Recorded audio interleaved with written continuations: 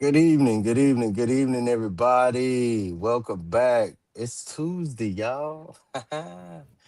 Man, like I said, good evening, everybody. Welcome back to the Roundtable Talk Show on the Knowledge is Power Network. If you don't know, you better tell somebody. This is the Roundtable Talk Show. I'm your host, Christopher Unk Jones, and we are coming to you live as always. Again, like I said, it's another Tuesday. And we got somebody special up in the place. I want you to know. Um, but before we get there, I definitely want you to know tonight, especially if you've been following the past few shows, it's been really auditing not just things that's going on politically, but things that are also going on civically. And so we've been pulling audits on everybody, all people, including ourselves as community. But tonight, I definitely want to pull the audit into the home. And so, like I said, if you were made privy to previous episodes, the last episode, I know for sure, money, power, respecting the informant that's within or the informant that's in the house, definitely gave insight on Black money, Black influence, Black movement. And we were asking why we are still falling or failing to become durable Black power, right? And so tonight, episode 71 asks the question nobody really wants to ask out loud, or even make mention out loud. And so the question is, how in the hell are we going to build strong Black communities when too many of our households, and I do mean households as a collective, are broken, right? Secretive, exhausted, unprotected, emotionally unsafe, if you will, and one emergency, I do mean one emergency away from falling completely apart. Um, See, we love talking community. We love talking community. We love talking Black power. We love talking, Black ownership, um, generational wealth. Like that's something easy to come by. But some folks are preaching economics, pooling in public while hiding debt from the person that's sleeping on the side of them. Mm, mm, Some folks are demanding discipline from community leaders while raising hell inside their own home or in their own relationships. Some folks are talking about protecting the next generation while building companionship with no plan for children, housing, illness, caregiving or respite care, conflict, resolve, or inheritance. So tonight we're not playing cute. This is not about who is the prize, especially the prize bull in the relationship. This is not about who should submit, who pays for the date. This is not about a soft life, dusty men, high value men, modern women, passive or regressive brothers, provider, and that's not what this is. Feminine energy, masculine leadership, or whatever recycled hot take most try to do, um that's trending in today's conversations. That's not what we're about. So um Tony, we got somebody backstage. Bring the other guest up if you could, please, sir. But I definitely want to be painfully clear, y'all. I want us to understand that this episode again is not telling anybody to stay in abuse or anything of that nature.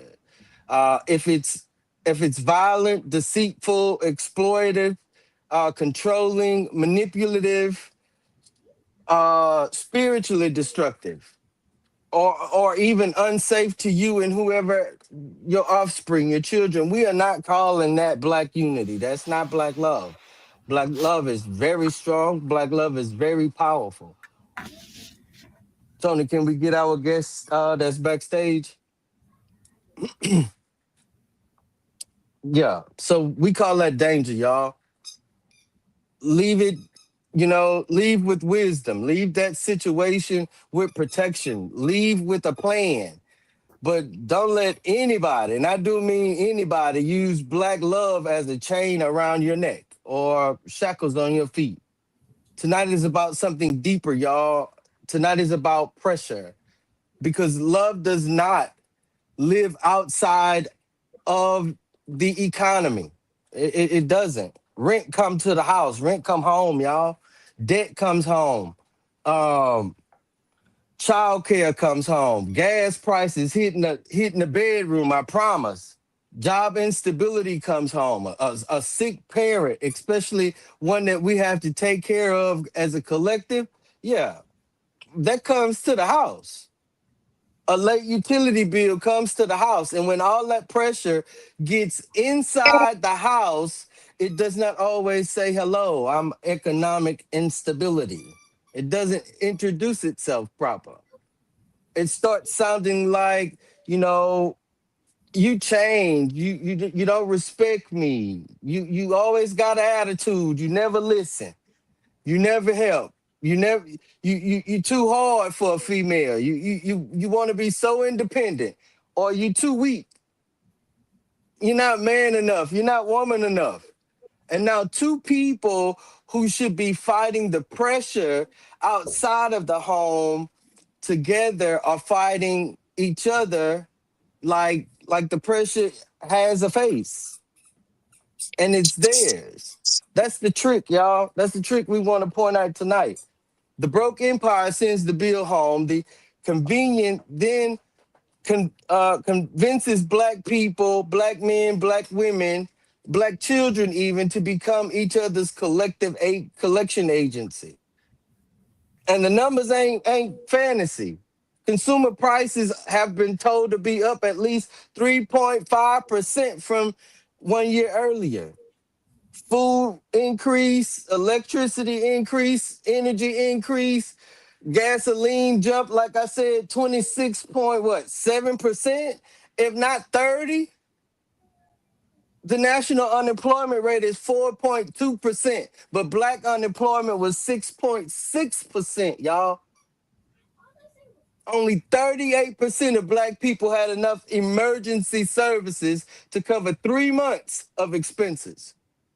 Black home ownership was around what, 44%, while non-white home ownership, I'm sorry, non-Hispanic white home ownership was around 75%.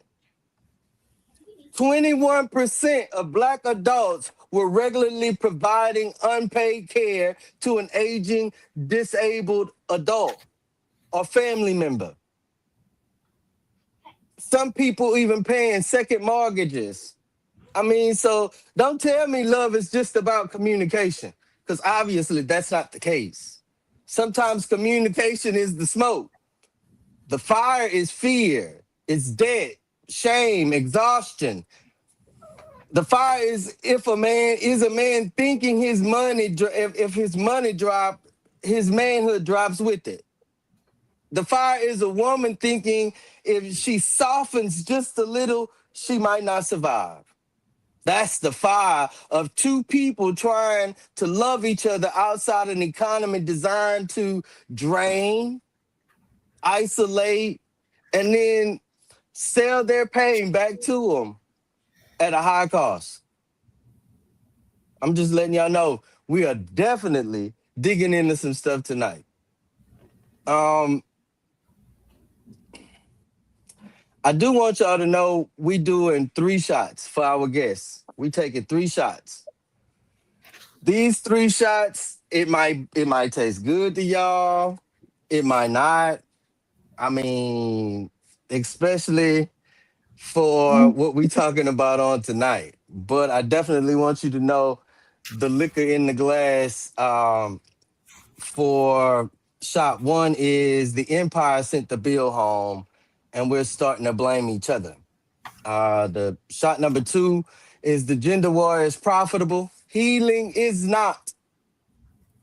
And shot number three, if love cannot hold a house, what did we actually build? Family, this is not a dating show. This is not a gossip show. This is not a battle of the sexes circus. This is a household audit, if you will. Because, like I said, we audited all other kind of people, and including our community on last week. So we definitely want to be able to, um, you know, audit our house. This is a healing audit, a truth audit. So I definitely want y'all to, get get acclimated.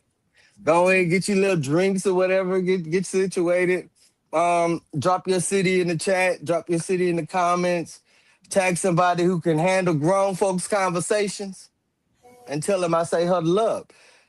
Answer this before we get started though. When black relationships collapse, what usually breaks first? What usually breaks first? Is it the money? Is it the trust? Is it the truth, or is it the plan that both of us had as a collective? Let's get to work. I'm gonna bring in my crew right fast, set up this table. Man, I'm excited for tonight. I got both of them on tonight, and I know it's gonna be crazy. I know it's gonna be crazy. No, let me stop. All right, first up, my big sister, Dr. Catherine Campbell. Say good evening to the people, Queen. Good evening, people. Yes, indeed. Yes, indeed. Dr. Campbell brings wisdom with edges on it. I promise. She can hold compassion in one hand and correction in the other at the same time. And tonight we need that because big sis, this conversation can get messy, messy fast. Welcome to the table, Dr. Campbell. Thank you. We ready. Yes, indeed, we are. Next up, my big brother Perry Busby. Man, big brother, say good evening to the people. Good evening. Good evening. Yes, indeed, he is the author, thinker, historian, and Barry White's little brother. Y'all heard him. A receipt puller. Perry is not, definitely not gonna let us blame everything on the system tonight. He is not gonna let us lie like the system ain't real. I just want y'all to know, big bro, we need that balance tonight. You know what I'm talking about? Welcome to the table, big bro. Next up, my little brother Dustin Harris. Say good evening to the people. What up, people? Yes, indeed. Yes, indeed. Veteran straight shooter, real life thinker. Dustin brings it back to the house, to the wallet, to the silence. The silence that most people hold in their home, the pride, the pressure, and the kind of truth. No, the sun god. Say good evening to the people, brother. Hey, peace, family. Good to be here. Yes, indeed. Y'all already know that name already walks in with the lights on. You hear me? Jay know the sun god brings that brother perspective, right? That pressure, tested energy, if you will, the ability to step outside of the noise and say, hold up, wait. What are we really doing? Bro, welcome to the table for the first time and a return time. You understand me? Family, show love in the comments for the Disconnect podcast to Queen I Be Know and King J Know, the Sun God, and definitely to the crew, Dr. Catherine Campbell Perry and Dustin. Tonight we are not tiptoeing, so let's get to it. The Empire sent the bill home. Y'all ready? And we started blaming each other. Now I put something. I put a little flavor on the rim for y'all, just to cut the taste or whatever. And it ain't tahini either, Dr. Campbell. Now you can put your own tahini on that up. I brought my But when the flavor on the rim is when economic pressure enters the house wearing relationship clothes. How about it? That sound like it's gonna taste good. mm. Let's start with the bill because the broke empire does not just tax our check, y'all. It tax our patience, your sleep, softness, your ability to even be kind to who you with, right? Especially when you're scared. If tax if taxes hits the relationship before either person admits the relationship is under pressure, people are told inflation, unemployment or employment, housing, childcare, and wealth gaps are economic issues. But when those issues come to the house, they stop sounding economic. They sound personal. They sometimes sound, like you never take time for me, that type of stuff. But underneath that may be we are both working so much this relationship only gets leftover energy, right? A person may say, "You don't feel me. You don't make me feel secure, or you don't feel me like you used to." Right, but underneath that undertone, that may be one missed paycheck, or yeah, somebody had to miss work, the car or something broke down or whatever. You know what I'm talking about? But underneath that is always an undertone. And so the causes that we see within the community, of course, is high prices, thin savings, unequal employment across the board, male and female, especially black male and female. Childcare, eating like you know, like a grown adult. I'm talking about eating out every night. Not like it's gonna matter if you make groceries or eating out because it's about the same price anyway. But debt building in the relationship like a third person that was not invited. You know what I'm saying? So yeah, we definitely gonna talk about some of that because sometimes the argument is not about the dishes, the tone, or the unanswered message. Sometimes two people don't feel safe enough to tell each other the truth about money, shame, and or some of the other exhaustions that they may be enduring. And so, yeah, that's what we're gonna be talking about around this shot. Dr. Campbell, I done pulled you up already. When black people or black women rather say they need, especially I'm sorry, especially a black woman, when she says she need security, how much of that demand comes from real economic instability, and when does a legitimate need for safety become contempt for any black man who is still building that security? Hold on to your seat because I'm going to break this down with zero fluff. Uh-oh.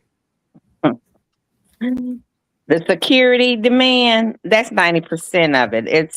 It's math, not a mood. Hmm. A black woman's paycheck still buys less than a white man's for the same job. She often has to support her parents and her kids on one income. When she says I need security, she means if I lose my job tomorrow, can we keep the lights on?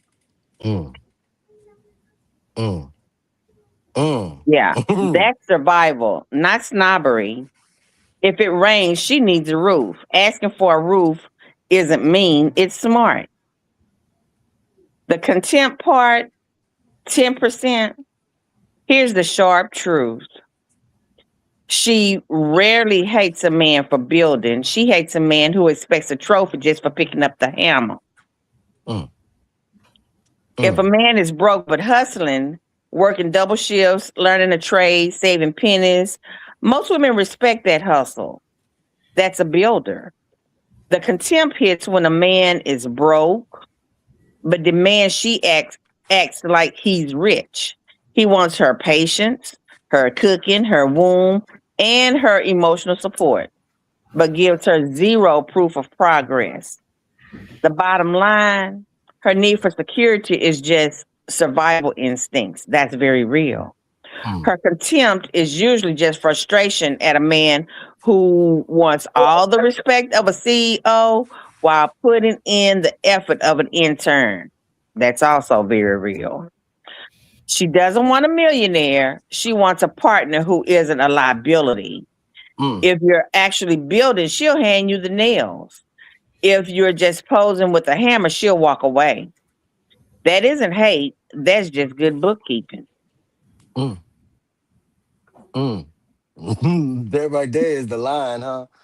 Because Uh, needing security is not greed, y'all. I just want y'all to know that. yeah.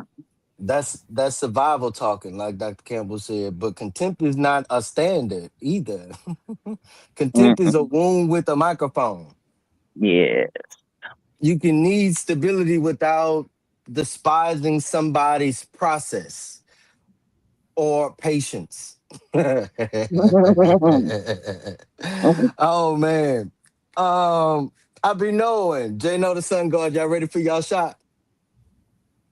Yes, sir. Yes, sir. All right, ladies first. Ladies first. Are people honestly seeking companionship, or are they privately searching for somebody to rescue them from debt, loneliness, parenting pressure, family dysfunction, or a life they have not stabilized themselves? Mm, mm, mm. I think it's the latter part. I think a lot of people are seeking for people to fill in their blanks.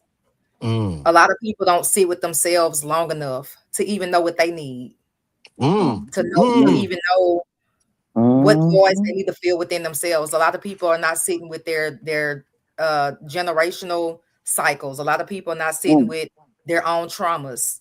A lot of people are not mhm, sitting with their own inadequacy. You know, a lot of mhm. people are looking for parents to Mm, come. come on now. They want you to think for them. Mhm, They want you to do, you know, they want a person, they don't want to use their brain. I see a lot of videos, even on social media, where you'll hear a woman saying, I got with this man and I felt so comfortable. I didn't even have to think for myself. Sister, why wouldn't you want to think for for yourself? yourself. Really. Mhm, Why would you want to be in a situation where you're not thinking for yourself? Why would you want to be so codependency? It's a lot of mm, codependency that's going mhm, on with these so-called relationships. There's a lot of marriages that mhm, stand together due to codependency mm-hmm, because they can't stand alone. So I would definitely go with the latter part of that part of that question, because it's definitely not about the love now. It's definitely mm, it's long lost, you know, mm. it's long lost and very rare and short, few and in between. Man, mhm, absolutely. Yeah. Absolutely. Jay, no? I would definitely say it's a lot of transactional love going on. I must certainly agree that people aren't looking for they're not looking for genuine connections anymore. It's just what Uh-huh. can you do for me to fill in that gap, to fill in the blanks, and how can you build me up, opposed to basically trying to build themselves up and become the best version of themselves. Then everybody's looking for saviors in most of these Oh. relationships, instead of saving themselves. So I definitely agree that yeah, it's to find that I can't even say grandparents love, because I feel like they love was a little bit different too. They love was probably on the same, as you start digging and digging more, their love was in that same type of realm. So it's Right. very rare. I think mhm. only until you Man. truly love yourself, and your partner love whoever that is, they love themselves, that you can finally find a true bond of relationship where it's no longer transactional. Mm. I totally agree. I totally agree. And y'all hit that like right on the mark because in today's in today's dating pool and society, folks aren't looking for love, right? They're looking for relief. And that relief is not the same as a partnership, No. right? A partner can help you find whatever it is that you're looking for. It could help you build. A partner can cover you in hardships. You know what I'm saying? These things that we mentioned. I But can a tell. partner cannot be a bailout plan. That's not what a partner is. That's a rescue. That's 911. And if you need healing, say that you need healing. If you need rescue, say you need rescue. If you need help, say you need help. But don't call it, oh, I love this person, and then push somebody, or punish somebody for not saving a life, your life, or the things that you were trying to secure on your own and couldn't find it. That's how relationships turn into emergency rooms. I mean, like, yeah, y'all hit that right on the head. And then like y'all said, everybody gets mad when the other person was never trained to perform surgery. I heard Jano say, like your grandma didn't show you real and true genuine love, right? Or your grandfather or your dad even, didn't show you true and genuine love. And so like now, yeah, y'all hit that on the mark. Perry, you ready for your shot? Yes, indeed. Yeah. When when black unemployment remains nearly twice the white rate, how dishonest is it to discuss the provider problem as though every black man is competing on an equal economic field? And where does unequal opportunity stop being an explanation and personal irresponsibility begins? When I first read that, the first thing I thought about was how you framed it, and it was more of a traditional family framing, and those of us who look at the father as the primary provider in the house, which is accurate. But we do know that we live in a society that is definitely a two parent, a two parent, working two parent Mm, household, and sometimes a two parent, three job, two parent, four job work household. Um, but when we look at this, and I like the way you went into the unequal employment uh scope of this, because one of the things, while we can definitely look at the past and speak to where we've come from, uh we do need parents, we do need men that are looking toward the future, mm, because everything that we've talked about has been about building, and building is about a future. correct. And when we look at this unequal employment, Forbes just this past week stated that,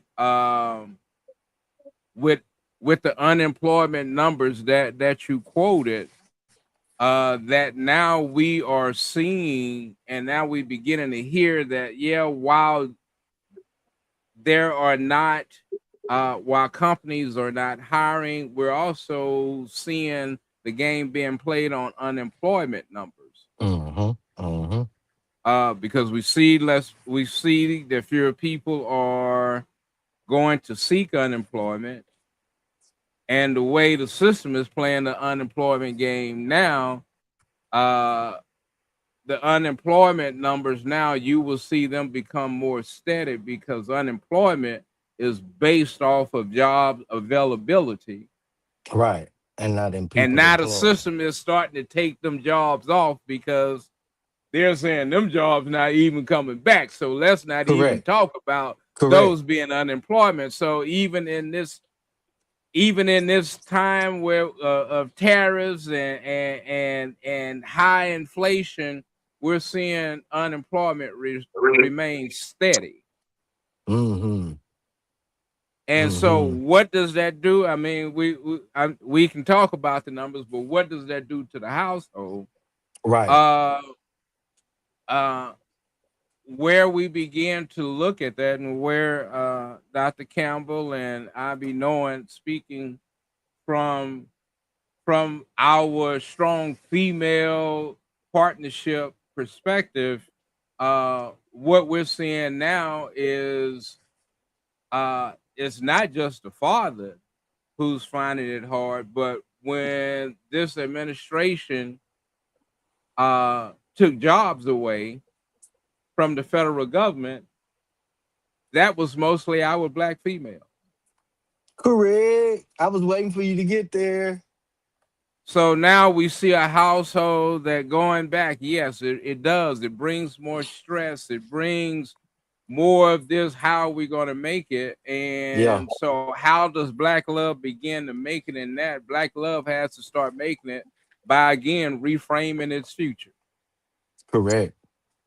Correct. And if I can be just a little personal in this, for for at least 30 years of my professional life, I've been a consultant. And while that sounds nice, and while when it pays, it does pay good. Yeah. We see now that as a consultant, I've experienced times when there has been 6 months between pay cycles. And Correct. so while I can't come home and say, baby, these nobody's hiring. No, in the meantime, I've had to work on FedEx trucks. I drive them, unpack them. Yeah.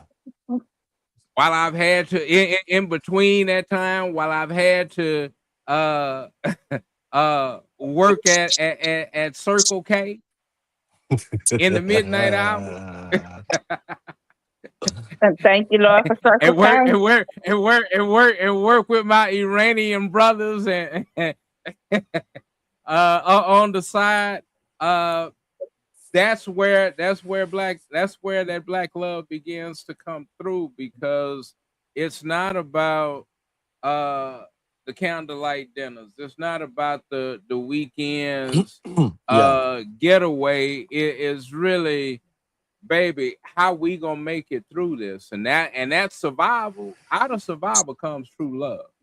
Yes. And I think that that's something that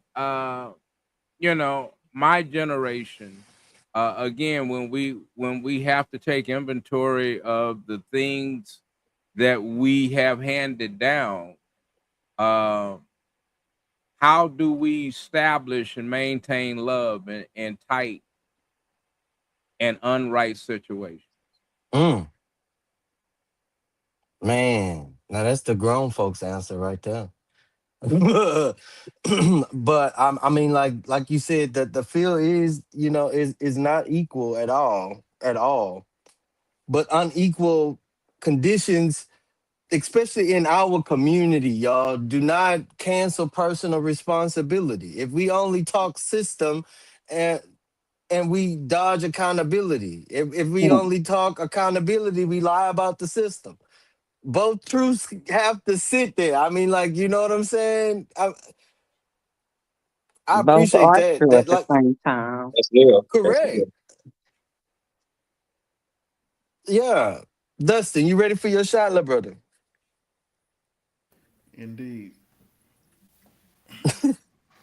If a man has taught, if a man has been taught that his value is measured by income, what happens to his honesty, intimacy, identity, and behavior when that income disappears? Mm, mm. All right, I'm no psychologist, but Miss Luper will say I had high scores in her class, so I'm gonna give it a shot. Who told So, you that? Miss Luper, Shout out Central Senior High That was my School. favorite teacher. That was my favorite teacher, Miss Looper. I love I Miss Looper. promise to God. Yes, indeed.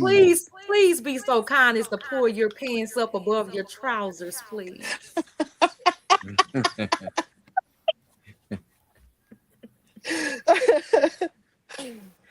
Man, go ahead, Dust. but if I was to give it a shot, and if a person was to believe that about themselves, which they shouldn't, I believe it will hit them in three parts. One, identity crisis, loss of Mm, Mm, purpose, shame and guilt, role confusion of what's going on in his household. Two, mm-hmm, mm, impact on behavior and honesty, financial mhm, infidelity, isolation, aggression, and defensiveness. Those yeah, simple questions gonna trigger them. mhm, Three, strain on intimacy, mm, mm, emotional distance, true, mhm, decreased affection, communication breakdown. All those things can hit you real hard when you get confused about who you are. mhm, absolutely. And who you with? Who you with? mm, That's the quiet danger, though. You know what I'm saying? Some men don't just lose money, bro. They feel like that loss uh has meaning. That whole loss has meaning to them, and inside. And when shame gets louder than the truth, the whole house stays paying for it, or praying for it. mm, Man, a man can be a man can be trying and still be silent. But silence under pressure can look like abandonment, especially for mhm. some females that be like, "You too nonchalant." I get that all the time. You nonchalant. I'm probably that way for a reason. Somebody pull me up. Why are black men and women auditing each other's pockets harder than we audit the economy, emptying them? And why are so many people demanding financial transparency while lying about what they owe, earn, spend, and can actually afford? Yes, indeed. Pull up to the table. I need y'all to scoot in a little bit. I need y'all I'm to getting my even raise your pen. hand and receive it. You know what I'm saying? Yeah. Because we have become investigators in the relationship and spectators of the system. That's backwards. That's bass backwards, especially for those of us that have some structure, at least some insight. We question each other income before we question the conditions draining both incomes. Most of the times we be living outside our means. Mm, mm, mm, But the whole time we're interrogate each other for spending before we ask why your wages is like that. How much is the rent? What about childcare, food, transportation, insurance, and healthcare keep squeezing the household? The economy didn't make you lie. The system didn't make you cheat. Inflation didn't make you hide debt. And childcare, I know for sure, as high as it is, that don't make you disappear, or it shouldn't make you disappear. And a hard job market didn't make nobody weaponize money, sex, children, silence, scripture even, because y'all play in Jesus' face just like y'all be playing in everybody else's face. So y'all throw that scripture when it's convenient for y'all, and then some even questions the person masculinity or femininity, especially if it's a man trying to embrace you in the feminine with the feminine energy. You completely lose yourself, or somebody's yeah private plan that I'm not con- conducive enough to. That's still on you. I don't care. I said that today. I don't give a care how many people are in this relationship. You are still singular. You are a singular individual. The conditions explains the pressure. Yes, they do not excuse the damage, especially if you coming in this thing like I be knowing said, you coming in here damaged. You coming in here with your hand out. You coming in here with great expectations and ain't put nothing in it. But I will mm, not pretend love lives in a fantasy world untouched by economic realities. I will not do that. And I refuse to even have this show on this particular topic and not even address that, because pressure affects people.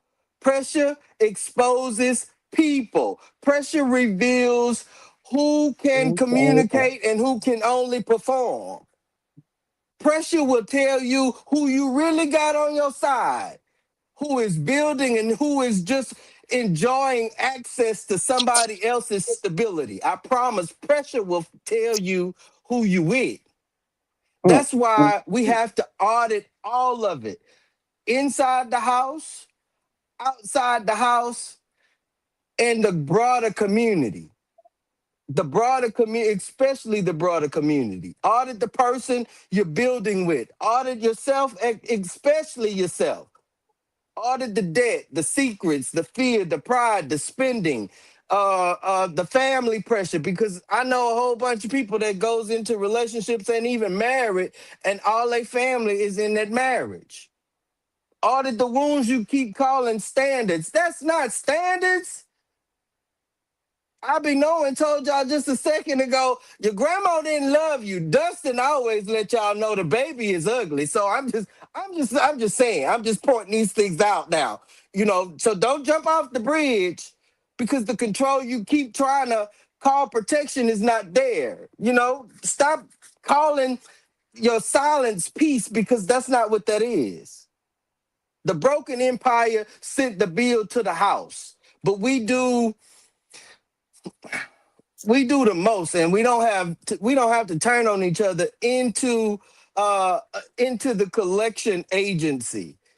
We don't have to be that against each other. We have to stop personalizing structural pressure while also refusing to use structural pressure as excuse for personal harm.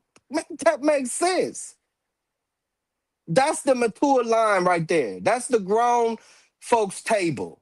We should have told y'all to put the children to sleep, but it's too good. This is where healing starts, y'all, and it has to start in the house. Check question number one. What enters Black relationships and cause the most hidden damage? Put a one in the chat for financial instability. Put a two in the chat for shame and pride. Put a three in the chat for unrealistic expectations.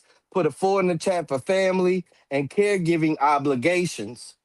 And put a five in the chat for all of it together. Drop your number in the chat. I'm going to be posting this in the chat. The roundtable question for this round, y'all, is when does asking a partner for security becomes healthy partnership, and when does it become demanding that another wounded person personally repair everything, the system, your family, and your previous choices that denied you? Dr. Campbell, you have the floor. Okay, so for the chat question, Hmm. I say all of it together, and they feed on each other like a fire. Hmm. So, and I can I really see break them that down. fives. Yeah, I can break that down, but for the sake of time, I'm going to go on and go into the roundtable question. Yeah. Um, Here's the rule of thumb: healthy. I'm building, you're building. Let's stack our blocks together. Unhealthy says, my blocks fail. Here's a bucket of bricks. You fix it. Mm, The healthy security sounds like, I've got my bills, you've got yours. Let's plan. I'm scared sometimes, but I'm not putting that fear on you to cure. correct. We're a team, not a rescue mission. All Hmm. that's healthy security, right? But unhealthy demands sound like, I'm broken from my ex, my parents, and this economy. You need to make me feel safe, stable, and whole, or you're failing. Mm. If you really loved me, you'd fix my credit, my stress, and my mama situation too. All that's unhealthy, okay? The line is, you can ask your partner to hold your hand through the storm. You cannot ask them to build you a whole new house while you stand there with no tools. Healthy is, let's figure this out. Unhealthy is, you figure this out for me. If you're demanding your partner repair what life broke, you're not looking for love. You're looking for a volunteer therapist with benefits. That's not a Mm. partnership. That's a hostage situation in slow motion. Did- Man, yeah, that's not good. man, fix my credit almost took me out. I be knowing you have the floor. You could answer the roundtable. I mean the chat question and the roundtable question following. But go ahead. I agree with Doc. I think it's all Hmm. things as far as the chat question. Hmm. Everything. They all, and like she say, they all feed on each other. Correct. Um, but to go to the question, I think what's unhealthy is it just kind of goes back to what I said, what I stated the first time. It's a lot of fragmented people. A lot of people are Mm, fragmented, and they're mhm. looking for somebody to make them whole. So when you have this fragmented person and this fragmented person, and they looking for somebody to fill voids for them, it's going to always be unhealthy. That goes Mhm. financially, spiritually, Mhm. mentally, just everything. And so the way a healthy relationship to me would look like is not saying that you're going to be a whole person, because none of us are all whole, right? Correct. We all still working on ourselves. Like nobody's perfect, but at least be able to take some type of accountability when somebody calling you out on Mm-hmm. whatever it is that you're doing. Mm-hmm. At Yeah. least be able to put that mirror in front of yourself. I see a lot of people, and I've seen it, like when you could be in church, or you could be listening to a podcast or something. You may be sitting on side of somebody that's calling out some type of flaw, and then you got this person that's sitting there like, you know what? I know a person that do that. And then you looking at that person like, it's you. It's you. So how could somebody else come to mind? I'm the type of me person. I'm gonna go personal, right? I'm the type of person I always troubleshoot myself. When I see something that's going on with somebody that irritate me, or something that they do that's just kind of, oh, she always do that. Oh, that bothers me. I troubleshoot myself because I want to see if I be doing it to people. Am I Mhm. getting on people's nerves like that? Because she get on my nerves. Does she Mm-hmm. irritate me every time she do this? Or he irritate me every time I do this? So I have to troubleshoot myself, right? Mhm. Mirror myself up against this person, right? What they call it, the calibration, right? And I Calibrate. want to Yeah. calibrate myself up against this person to be sure that I'm not doing it. I'm not going to sit in the church house and look at the roof and think about somebody else when some toes are being stepped on. I'm gonna hold myself accountable Correct. first, Correct.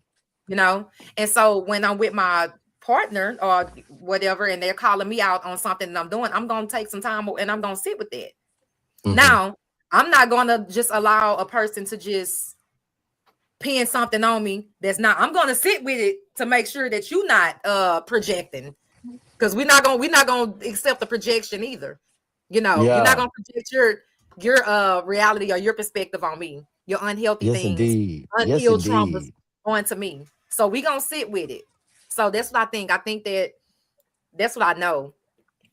Two whole Yes, people that's, indeed. that's trying to be whole come together. That's more healthier than looking for somebody to try to fill in your blanks. Mm. Mm-hmm. Hit it. I'm talking about hit it. Mm. Man. Man.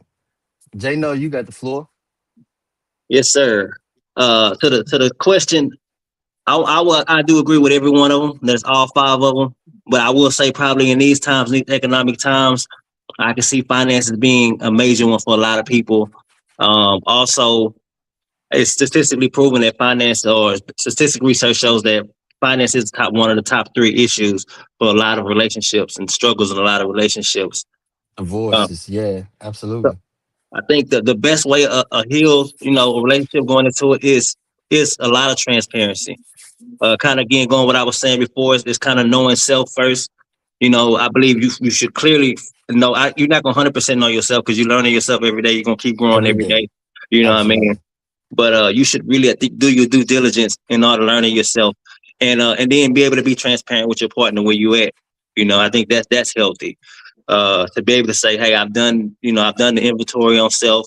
I've done the self check. This is where I'm strong at. This is where I need a little more balance in that. And Right. and so also that way they can hold you accountable too. You've been transparent about where you at. So and vice versa. Uh, yes, sir. Absolutely. I'd rather be able to communicate to my partner my flaws instead of you finding them out on Instagram. Right. Dustin. Right. Dustin, Dustin, you got the. I'm sorry. Period. Go ahead. Uh, yeah, I'm gonna go with all five, but we do know, uh, as I often quote my favorite scripture, money is the answer, all things. So yeah, when financial instability enters the picture, yeah, it causes a lot of fractures. But going to your question, I keyed on one phrase in there, and you said demanding that another wounded person, not that wounded. You said another wounded person, Lying. and so just let me say that you know uh, many of us, I won't say all of us, many of Mm-hmm. us Mm-hmm. uh walk into relationships, walk into marriage wounded. We are the walking wounded. Mm-hmm. um for our women, uh the wounds of a hurt of a past relationship Mm. that is never resolved. uh for our brothers, uh who I'm learning there are many brothers who have wounds from their childhood, Facts. especially those in single parent homes. And I'm not trying to pick on my women, in terms of that, but many of our young boys are wounded uh because of unhealthy relationships they witnessed as children, and so they bring this into relationships. Right. uh and so when we start to look at and wonder, well, why is Josephus acting crazy? Go back to the home that he grew up in. Did you call that man Josephus too? Josephus, why is Ella May acting a fool? We have to go back. We have to go back to the soil that brought them. And we keep Mm-hmm. acting as though we all want to say we self-made, but we are conditionally made as well. Well, you heard what Josephus' cousin said. Dusty, you had a floor.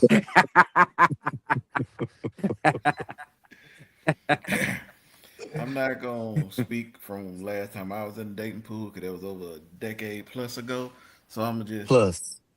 yeah. So I'm just afraid this off of what I've been seeing around the way. Cause I'm a nosy person, so I keep a good eye out.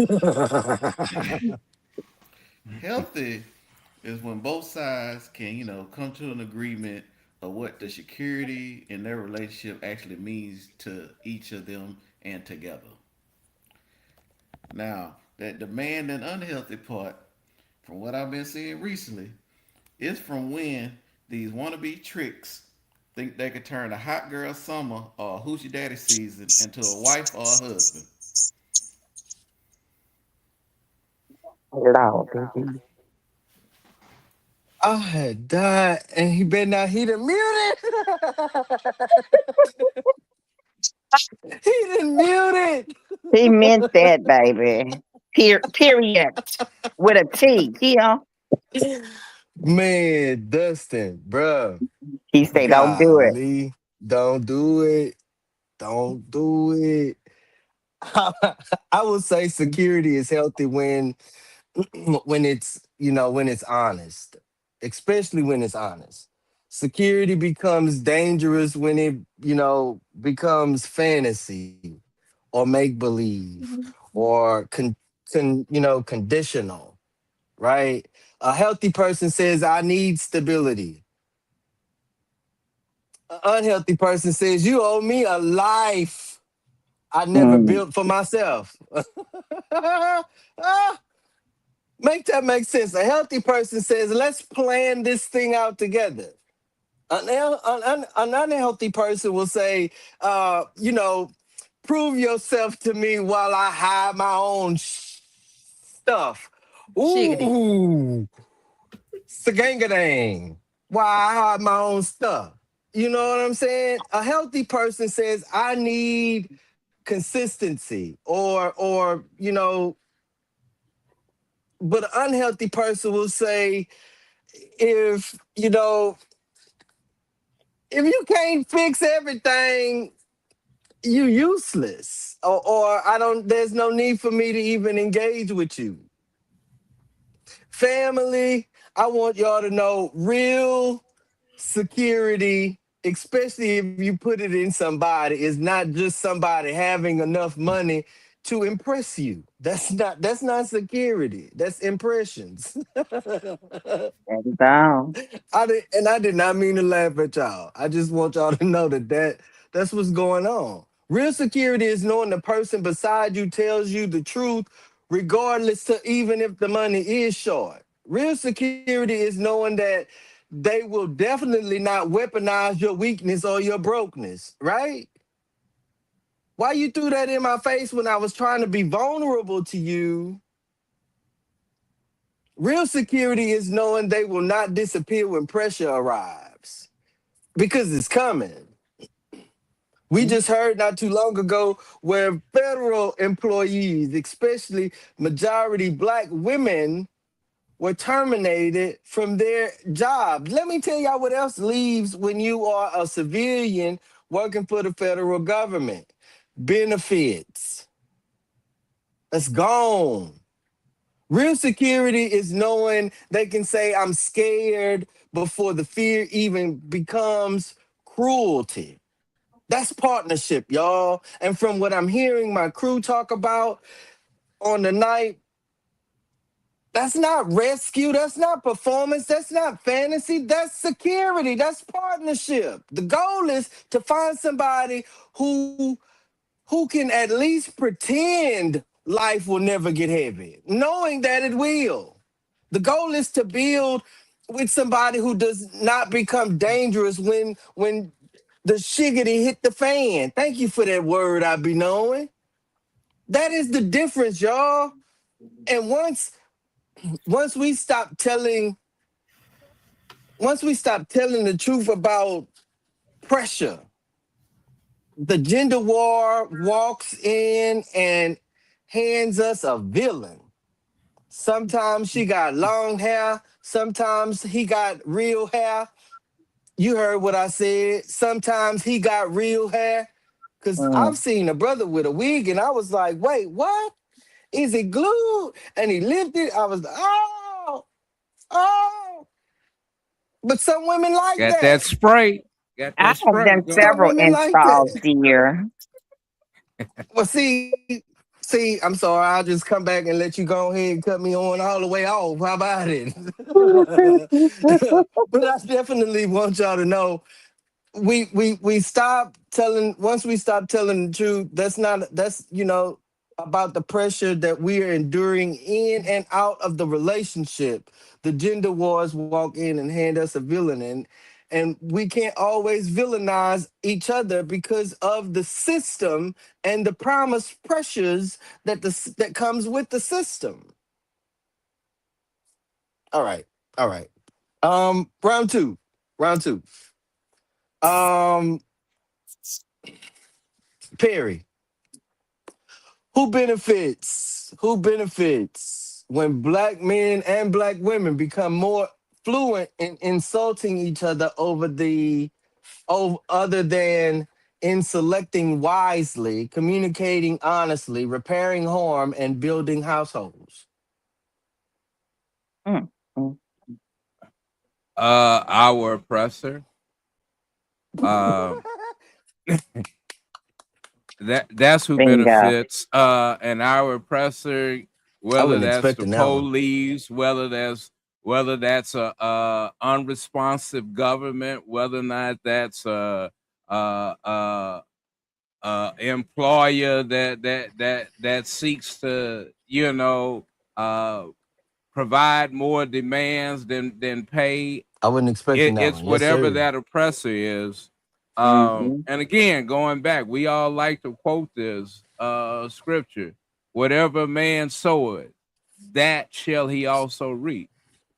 Mm-hmm. And so, Mm-hmm. I don't care how much you claim that you just speak in truth. if you sowing lemon seeds and expecting watermelon, you're being unrealistic because you're sowing Correct. you sowing things that you aren't prepared to reap. The Mm, insulting leads to kids who are who mm-hmm. are who have no idea of what a healthy relationship is. Tell it, You Perry. have a community that doesn't know how to have dialogue across their differences. Yes. And so and thinking about that, you say, well, how does that help? I mean, we're starting to look at our relationship like we shopping off of Temu. Uh and to my ability, I don't even know how to See, return stuff on You said Temu. that. Mm. I don't even know how to return goods on Temu. How do you even talk to customer service? So yeah, if you shopping on Temu and your relationship is a Temu relationship, I'm pretty sure it's going to be insulting. It's going to make that vile feeling rise up out of you because what you saw versus what you receive is not one and the same. Don't they tell you to keep it? If you break it, you own it. I ooh, thought that's what they said. you They break, don't you even buy. want it back. You break, you buy. Man, golly. I be knowing. And Jay know the sun guard. Y'all ready for your shot? Period. Bruh, I'm gonna Mm. push you down. I'm gonna push you down, brother. Um, what belief about black men or black women or people repeating because it protects them from confronting their own poor choices, untreated wounds, unrealistic demands, or lack of discernment? I would say, I would say all men are dogs. I would say all women, these women ain't worth a cigarette butt or whatever. Like Oh, however you want to say. You know, a lot of people, a lot of people project and they take their own experiences. And I want to be transparent because I've dated, right? And I had to check even myself. So I'm gonna put myself on the chopping block because I feel like it's yeah. something that a lot of people have been guilty of. You know, you have a Mm, bad experience and you would like to put that jacket on everybody as a whole, but when you really sit with yourself, you got to ask yourself a couple of questions, right? mm-hmm. What is it about me that attracts this type of person? Or not even attract, right? Because you can attract something that don't necessarily mean, because I hear a lot of people say, well, you are what you attract. I don't think that's true. You are what you Yeah. entertain, right? Because we could attract a lot of things, but that don't mean you have to necessarily entertain it. And it's a level of wisdom, it's a level of maturity, it's a level of self-love that you have Mm, to get to. mm, But you can't get to that unless you sit with yourself. So really just like putting a jacket on a certain gender as a whole due to your poor choices and experiences, I think that is something that people do that a lot. And that's something we mm. got to stop doing that. We got to stop doing that. I Brother, That's agree. what Jay, no? if you will briefly, I want to make sure I'm answering it to the T. If you will briefly just go over questions, if you can, real quick. Sure. What belief about black men or black women or people repeating because it protects them from confronting their own poor choices, untreated wounds, unrealistic demands, or lack of discernments? Mm. Mm. When I first heard the question, I thought about outside the race, but we're speaking about inside within the black community. I think it's just really truthfully a lot of lack of accountability. Uh, and people are really just projecting what they got going on instead of really um it's easier. It's easier to do that than to look at yourself, than to put the mirror on yourself, to Yes, sir. to sharpen yourself, um and to become a rough ashlar to a refined, you know, figure. So and the thing with social media, it's easy. Everybody's lot of attributes is based off of stereotypes, and when they see, they're already having the mindset this person is like that when they're not even like that. So you see a really just a lack of. It's at the end of the day, it's all self. I'm so big on understanding self. I know I've kind of repeatedly said that, but that is the most important piece. And that is the piece that people Hmm. do not grasp onto. It's so easy to go point towards somebody else, so easy to point the finger. And then to look at self. I'm always looking at self. I'm always asking these questions about self. Hey, what did I do? What could I have done better?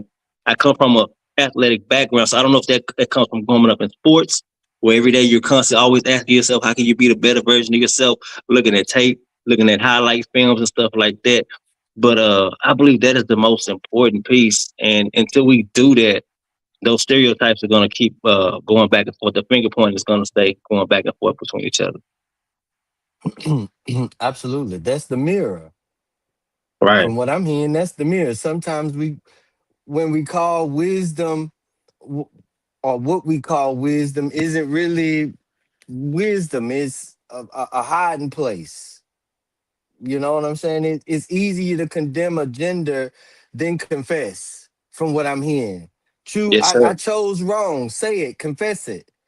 You know, it's easy to say all men are dogs, like Kiki, like I'm sorry. I be Mm, knowing. like I be knowing said. All men are dogs, all women are cheaters. You know, and especially if you don't want to admit you ignored character. You ignored the character of the individual when they showed you, when you saw the red flags, you didn't, I mean, you just kept going. You saw the caution sign and you kept going. Oh Mm. man. Oh man. Dustin, you ready for your shot? Yeah, indeed. Do people truly want companionship, or do they want a partner who confirms everything they already believe about the opposite sex? Well, it really depends on the person and the factors in Hmm. their lives from them, coming up. Because, a few things. How are they raised? Because some people, you like to say nice things about your parents, but truth is, your parents usually raise a worse version of them.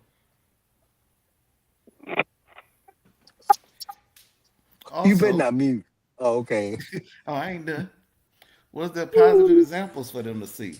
Be it other family Yes. members, church people, heck, some people down the street, around the corner. Can that person take criticism? Or do they need Yeah. everything kid gloved? Is Mm, the person easily manipulated by others? Because that can be a factor as well. correct. Or, or Low do the person just self-esteem. got whore in their DNA? Because everybody in the I midst of said having a low relationship. self-esteem. He say no, it's deeper than low self-esteem. It's whore. WHORE. And it's in your DNA. That part. That's for the 10-year-olds that's in the room that needed a real breakdown, huh? Ah, go look it up. It's in the Epigenetics. Bible with Epigenetics. the genetics. You fit the muck so wild.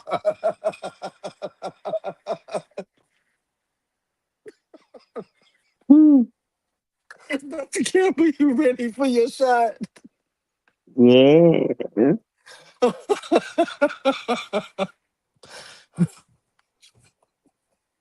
How much of what people call standards is genuine discernment, and how much is fear, control, social media performance, class anxiety, or a refusal to risk vulnerability?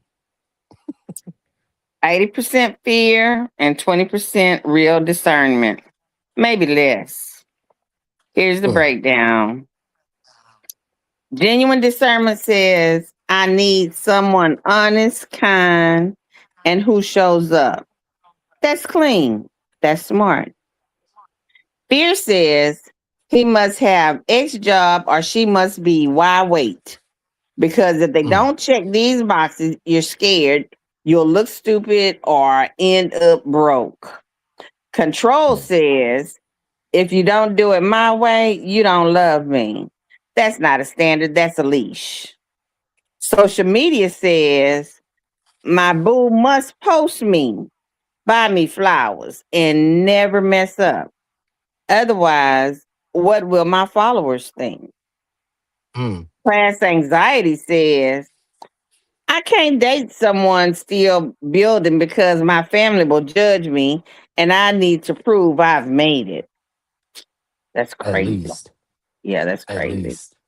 Refusal to be vulnerable says, if I make my standards impossible, nobody gets close enough to hurt me. At all. So the bottom line is the real standards protect your peace, fake standards protect your ego.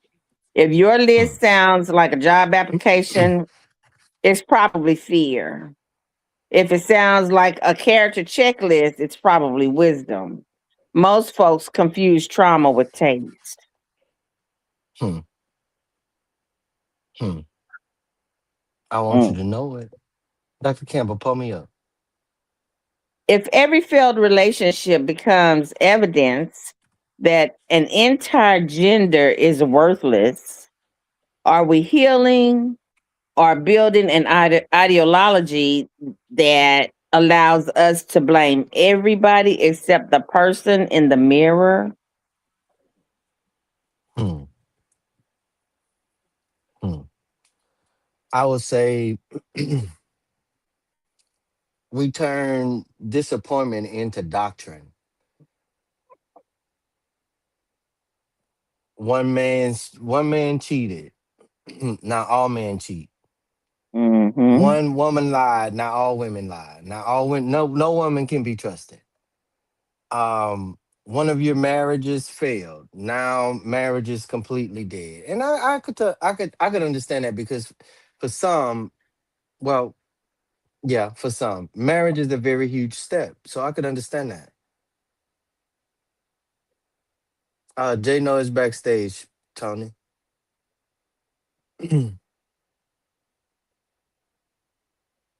Oh man, good evening to you, Roy. My bad. I ain't even see y'all. Yeah, but Jay No is backstage. Tony, if you could bring him back up. Um, what I was saying. One father disappeared. Your daddy never showed up. So now men do not raise their children. One mother, became bitter. Now women hate men. That is how wounds become religion, y'all. And especially in social media times of today, it it gets rewarded on particular platforms because outrage is easy. Healing is homework, y'all. It is work. Outrage just need Wi-Fi. That's it. Cut the Wi-Fi off, you're gonna create some more outrage. I mean, healing requires apologies, honest apologies. It requires truth, counsel, wise counsel, professional counsel, even. It requires, sitting with yourself, like I be knowing said, like J No said, like Dr. Campbell said, understanding self, like Dustin said, like everybody said it. It requires you sitting with yourself without an audience. Sit and listen to who you really are. Mm. Even how you breathe. Listen to how your heart beat. It requires admitting I ignored the red flags, the signs. Or even acknowledging that I was the red flag. I'm the red flag. Some people don't even want to acknowledge that. It Mm. requires admitting I wanted rescue, not partnership. You Mm. know, it somebody reach out to Tony and ask him to bring up J No, please.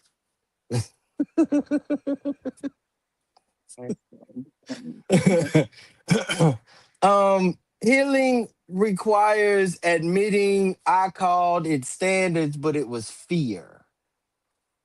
Mhm.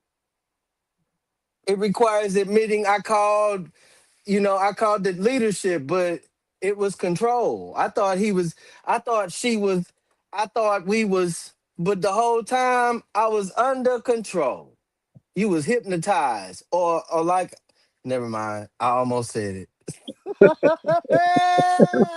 Yes, indeed. I almost said it. I almost said it. But that's what that is. It's it requires admitting I called it peace, but at the same time I was silent. I chose to stay silent. That's not gonna go viral, especially when you yourself or like really admitting who and how you become because of some scarred tissue. I tell people, even in the dating game, I'm damaged goods. I'm a dented canned good with no label. You might get peaches today, and tomorrow you might get peas. You Oh never no. know. Yeah, that's how it is. That's how it is. Recognition is the But first you step to can't. recovery. Right. But it can't save a household, especially if you don't acknowledge it. So no, I don't trust every viral gender take or jab. I don't trust every man with a microphone or every woman with a podcast. I don't trust I don't trust every podcast clip edited to make us angrier than we were before we even watched it, which is one of the reasons I follow the Disconnect podcast. Y'all should check that out on YouTube and other platforms as well. These are two great hosts that discuss these types of issues. And I want y'all to know that I heard something that y'all brought into a conversation on your podcast, and I was seeing something happen in real time, and it birthed this show. And so I want y'all to know y'all contribute to our community. Keep doing what it is that y'all doing on that podcast, because some folks are not trying to heal Black companionship. Mm. They are forming resentment, and the harvest is loneliness. Black men are not the enemy. Black women are not the enemy. But unhealed wounds can become weapons, especially if you entrust somebody to tell them about your unhealed wounds, and they use that as bullets in their weapon. And if we keep swinging those same weapons in the house, our children will inherit the damage and call it normal. I heard that tonight. That is why control cannot survive contempt. It cannot. Love cannot survive contempt. Relationships cannot survive contempt. It cannot survive disagreement, especially if we're not meeting on the equal front. They can survive financial imbalances. They can survive illnesses, hard sessions, especially again if there is that what Jano said, accountability, self accountability, self repair, and change behavior are present, especially in the mirror that you looking in, is what I heard him say. But contempt, Mm. mocking your partner, speaking to them like they're stupid, publicly humiliating them. using income as superiority or using sex as punishment. I'm gonna say that one again. Using sex as punishment. Right, right. Using children as leverage. I saw that when I was even in high school. And it's some people still doing it to this day. Using religion as you know, to ways to buffer or silence questions. Make that make sense. That's not how that's supposed to go in a relationship with the most high. What? What? Using masculinity to dominate or femininity to manipulate, using private wounds again as ammunition. I'll drive my finger in the very thing you were vulnerable to tell. Man, I'm telling y'all, that will rot a house from the inside out. You cannot create safety with somebody you secretly despise. Make that make Mm. sense. Yeah. And you for damn sure cannot build a future with somebody you have already sentenced to death in your mind. Make that, yeah. See why I'm happily where I'm at? Check question number two. What has what has damaged black companionship the most? Let us know. What has damaged black companionship the most? Is it one, online gender warfare? Is it two, unhealed personal experiences? Is it three, rigid gender expectations? Is it four, poor partner selection and weak, and I do mean weak discernment? Or is it five, all of it above? Drop your number. Roundtable question number two is, what part of black gender war survives only because too many wounded people would rather be proven right about the other gender than become honest enough to build healthy love? I'm gonna post this chat question in the chat. Y'all go ahead and get ready to answer that. Y'all go ahead, get ready for that. Dr. Campbell, you have the floor. So, what has damaged Black companionship the most is all of it, and they're not separate problems; they're a loop. Ah. Yeah, yeah. And I'm just gonna Okay. I'm gonna give the end part of it, but I mean I could really go into that, but the damage isn't one thing; it's everything, all at once, every single day. That's why it's so hard to break the habit. Hmm. So the roundtable question. Let's see, what part of the Black gender war survives only because too many wounded people would rather be proven right about the other gender than to be honest about building a healthy love. The part where being right feels safer than being loved. The ugly truth is some folks need the other gender to be trash. Why? Because if black women or men are all worthless, then your failed relationships aren't your fault. Mm. You don't have to change a thing. You don't have to risk getting hurt again. You get to sit on a high horse and collect I told you so medals. Correct. Being And they right dusty. mhm. Being being right gives you control. It's predictable. You know the script. They're all the same. Hmm. But healthy love, that requires risk. It means admitting I've been wrong about some things. I need to heal my own junk. Mm-hmm. I might get hurt again, but I'm going to try anyway. The part that survives is the comfort of your own bitterness. It's warm, it's familiar, it doesn't ask you to grow. But here's the kicker: being right won't hold you at night. It won't cook with you. It won't raise your kids with you. You can be right or you can be loved. Most folks choose right because love is scarier. That's the real survival trick and the real tragedy. Because real love takes real work. Absolutely. Absolutely. I'll be knowing you have the floor.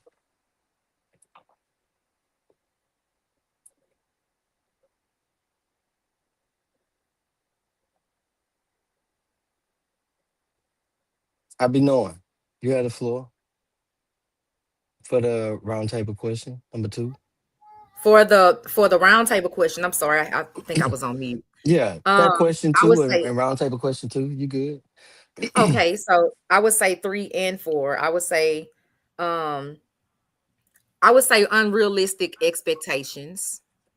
And the reason why I say unrealistic expectations is because everybody's trying to go off of this handbook, right? Mm, That's been passed down from generations and generations and generations. Everybody's trying to hold on to this tradition, mm. toxic tradition, right? And we already know that anytime you go somewhere and they give you a handbook, when you get on the job and they give you a handbook, in most cases, what's in that handbook is unrealistic because the people that wrote that handbook are not even people that even ever been in the field. Some of this stuff you don't learn until you actually get in the field. And that's where wisdom comes from. Wisdom comes from That's when, yeah, experience. yeah. That's when you get the So you field can't hand manual me a right handbook there. because exactly. So you can't hand me a handbook like it's a one size fit all. Mm-hmm. Because the thing is, I can read and I'm gonna go to scripture. I'm not a Bible thumper, right? But I think it's very relevant. And my thing is, I've I've had scriptures that I read or that was read to me when I was a kid, and I took it one way. Then I had scriptures that I read myself when I was like 15, 16, same scripture. I took it a totally different way. Then I Yeah. had the same scripture that I would read in my 20s. I took it a totally different way. Same thing Come for my on, 30s, maturity. same thing for my 40s, because I'm not Come on, standing on the same growth. X that I was standing on. Exactly. My perspective is different. I'm not standing in the same spot I was standing in. And so this is why it's called the living word, because it Mm. grows with you. So my perspective is not your perspective, right? Where I'm from, what they say, what I eat, what you eat don't make me Poop. I shiggity. already know. Okay. So these are things. So this is why I say it's the unrealistic expectations, because we keep trying to hold on to things that we just need to let go. It Mm. doesn't serve any purpose now. It's outdated. We're holding on to a Yeah. lot of this outdated stuff. Okay. My reason for saying poor partnership selection is for the same exact reason. Because we had these particular standards. They would tell you growing up that as long as this person cooks and cleans, that's a good wife. As long as this man go to work and provide, that's a good man, Savannah. That's a good man, Savannah. But he might be toxic. He might be knocking you Come on, into the waiting middle of to next week. exhale. He might be. So I think that we need to re-examine these expectations when we pick in partnership. And I think we need to let go of some things, right? So that's for the as far as for the chat question. For the round table question. Um, what was the round table question again? What The part of black gender war survives only because too many wounded people would rather be proven right about the other gender than become honest enough to build healthy love? okay, so I think it starts from the root. So even if we go back, like go 400 years back, it was a point in time where they put the woman above the man in the society, and she was running things. And there was a point in time where they put the man above the woman. They keep doing us like this in the black community when it comes down to the woman, the man. 1 minute we up, next minute we up. And you know what happens is when options are opened up now, because now women have more options. We didn't have as many Mm-hmm. options and stuff then, right? And I'm not against that because I'm a woman. I'm all for having options. But the thing is, when it comes down to integrity, a lot of people can't handle that, because when you present some people with options, it exposes their true intentions. What? Yeah, She's right? speaking. It She said exposes that. Ooh. intentions. Some people are loyal to the cause because they're in scarcity. Mm. Yeah. Yeah. They're loyal to the struggle. But the instant they level up and they got options, then you see them true intentions. Yes. So Come that's what's on, I'll be happening. knowing. That's what's happening with the women and the men. Because now we come of age. We at the age of options. We're at the age of technology. We're at the age of all of this stuff is at our hand. We have more options. Right, right, right. And so now you're able to see the true intentions of people. And that's what's hurting because everybody don't have good intentions.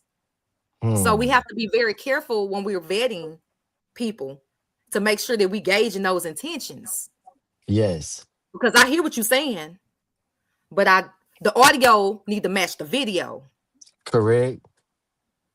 So What you say you yeah, buffering though? that's it. You buffering real bad, real bad. Yeah, Yes, so yeah, I land indeed. my plane there. Yes, indeed. Perry, you have the floor. You muted. Um, with There you go. regard to the chat question, I'm going with unhealed personal experience, Mm, poor partner selection, mm, weak discernment, and then rigid gender expectation. And the way I put mm. it, and the way I put it, because I come again, I'm coming from an older generation, so I can't put online gender wars as a issue Yeah. for some of the failed relationships. I mean, it may be a part of that now, but that's only a recent phenomenon. We've been having poor relationships that predate the internet, so I'm not gonna put the internet on. I'm not gonna blame the internet for all of this now and social media. But the way I will explain it is more or less we don't know who we are, we don't know what we want, and then we listen to the wrong people. Mm, Uh you don't know who you are. You find somebody that fits what visually appeals to you or emotionally appeals to you at the moment. And if you're young, if you're a man, then you listening to your fellas at the barbershop. If you're a female, you listening to your girls at the beauty shop. No, I'm not talking about Dr. Campbell's beauty shop, but I'm talking about your girls who you listen to. I mean, because that's where that's where we get that supposed sound advice from. Uh, mm-hmm. and so when we talk about being right, and I'm when you enter marriages, you enter relationships, we all have this propensity and desire to want to be right. Mm, Uh, but if you've been in a relationship a long time and you learn that being right is not synonymous with being victorious. mm-hmm. You can be right and damage relationships. You can be Yeah. right and alienate those who you love.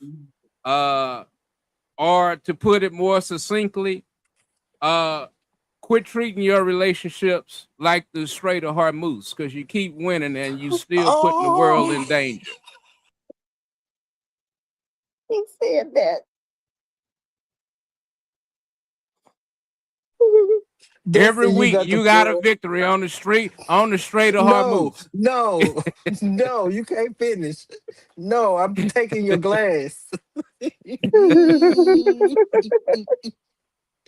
Go ahead, I'm big putting bro. it Go down with ahead. a bang. Hold everybody hostage.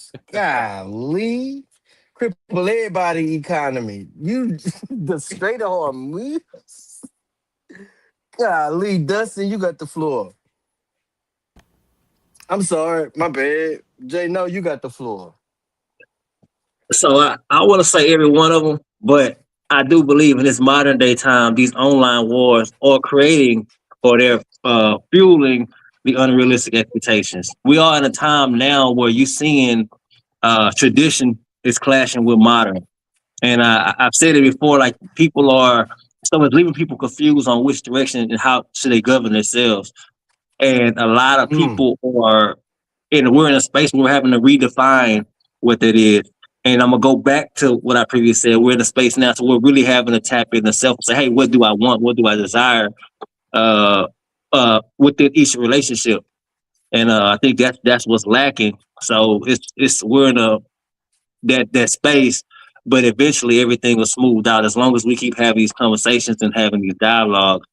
You'll see all these things come together. So we're in the chaos phase. We're in the explosion phase, you know, and everything has to sort itself out. So that's mm, one of the mm. Yes. Yes, indeed. Dustin, you have the floor. You know, I'm all above type of guy, so it's five. But get straight to this war thing. The whole gender war is stupid. Let's get that out the way. And it's only amplified because it was bitter person get 50% off podcast microphones apparently throughout the summer. Because the saying is misery loves company for a reason. They want you to be bitter and single with them. Mm-hmm. Man, man. Now, Dustin, who you working for? What microphone company you came to come advertise today? I'm They advertising. need I to just pay burn you them all. for this little My quick license commercial be you just. done. That shit is. Our mother going too god doggone far out here.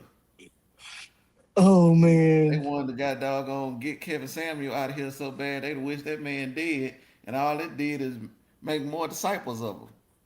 Just more ignorant motherfuckers out there. Male, female, non-binary, transgender. It don't matter. They all saying stupid stuff on the line.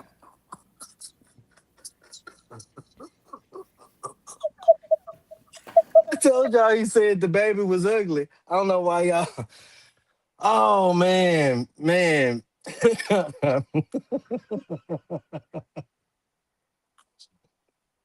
Golly, man. The part that the part that survives is the part that gives people permission not to change, y'all. I mean, like if all men are trash, I mean, like I don't have to examine my selection.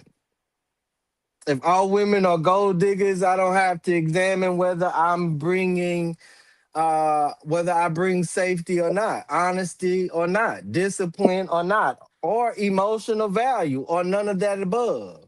I mean, if marriage is dead, I don't need to have to prepare myself for covenant. You feel me? And it's a bunch of people that's exceptionally ready for companionship, but not ready to step into covenant. Mm. If everybody cheats, I don't have to become faithful. For what? Everybody cheating. If vulnerability is weakness, I don't have to risk being seen because I mean like it don't matter no way. The gender war lets wounded people feel wise, if you will. It lets bitter people feel prophetic, like Orobosete prophetic. And that's not the case. You ain't got no spirit nor no power. What is you talking about? It it lets irresponsible people feel victimized when they are the one that's victimizing the people. It lets lonely people feel superior to the love they still secretly want and can't find nor produce. But nobody wins a gender war. I just want y'all to not, I just want you to know that. Not men, not women. not children, not elders, not families, not communities, especially black communities. The only winners are the people selling wolf tickets to the fight.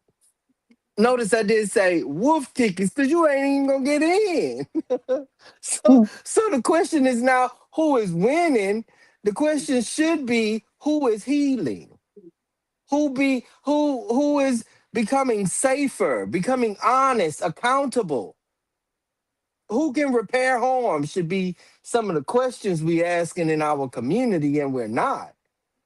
I mean, who can love without controlling?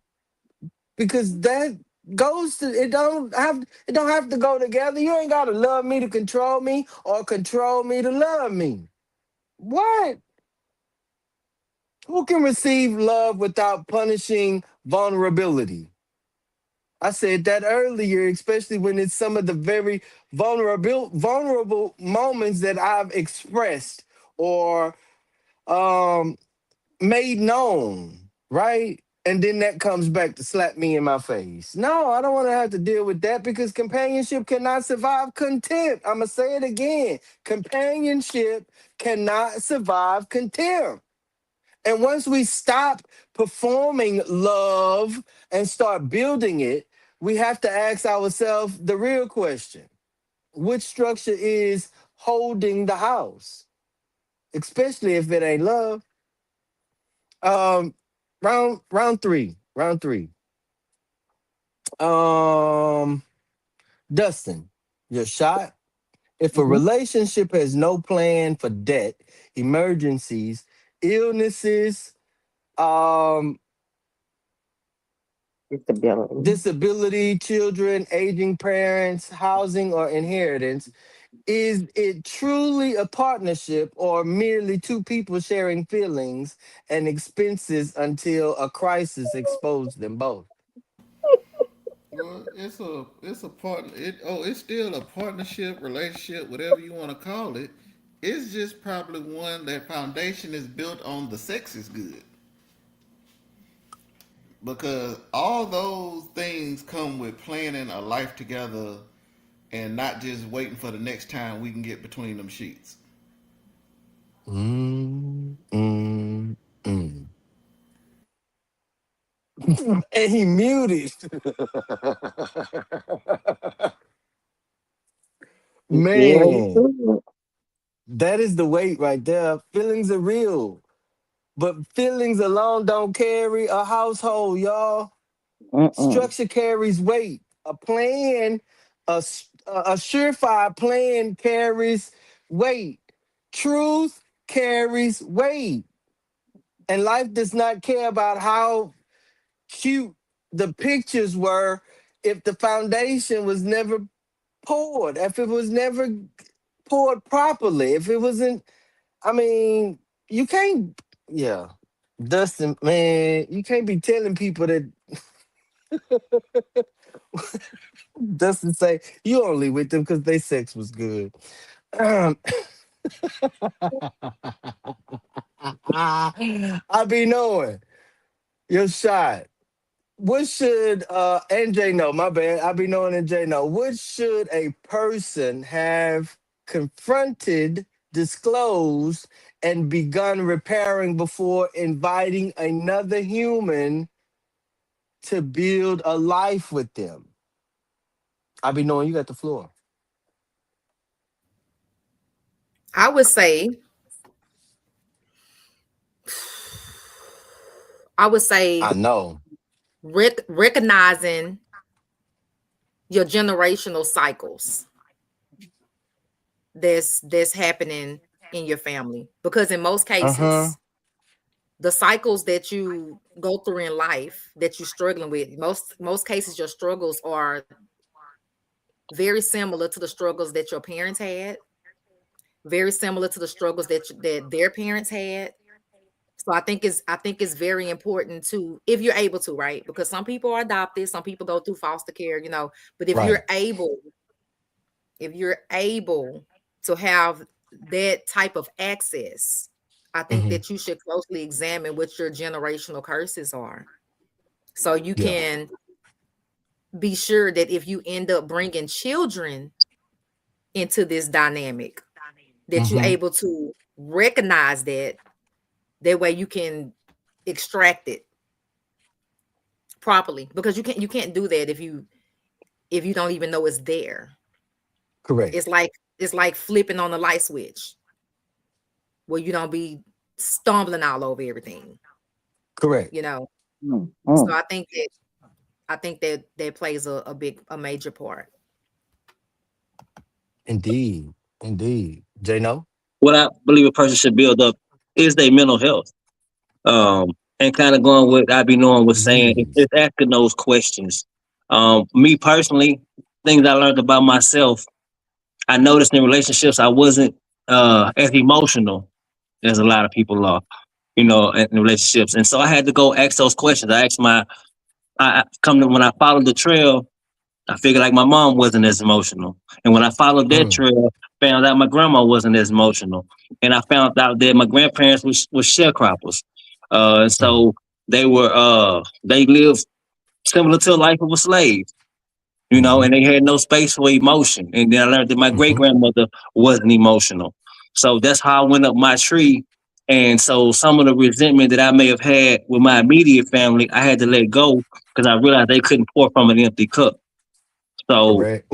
uh, Ooh. they can't get what they don't have, and so that Correct. helped me in letting that go and moving and just moving in the space and moving forward. So I believe everybody should go start sitting down, having them interview questions with, and like I said, if you got family that's around, have them questions with them, talk to them, Mm. you know. Mm-hmm. And I guarantee you're gonna find some deep answers. You're gonna find some answers out about yourself. Um, I Yes, believe that's it. indeed. Yes, indeed. That is maturity, y'all. 100%. That is maturity. You don't have to be perfect before you love somebody. If perfection were required, everybody would still be single, if you ask me, or single for forever. I mean, population would not be as large as it is right now, and they wouldn't be trying to eradicate. Did I say that out loud? Let me move on before I start some more stuff. Dr. Mm. Campbell, Yeah. um, your shot, your shot.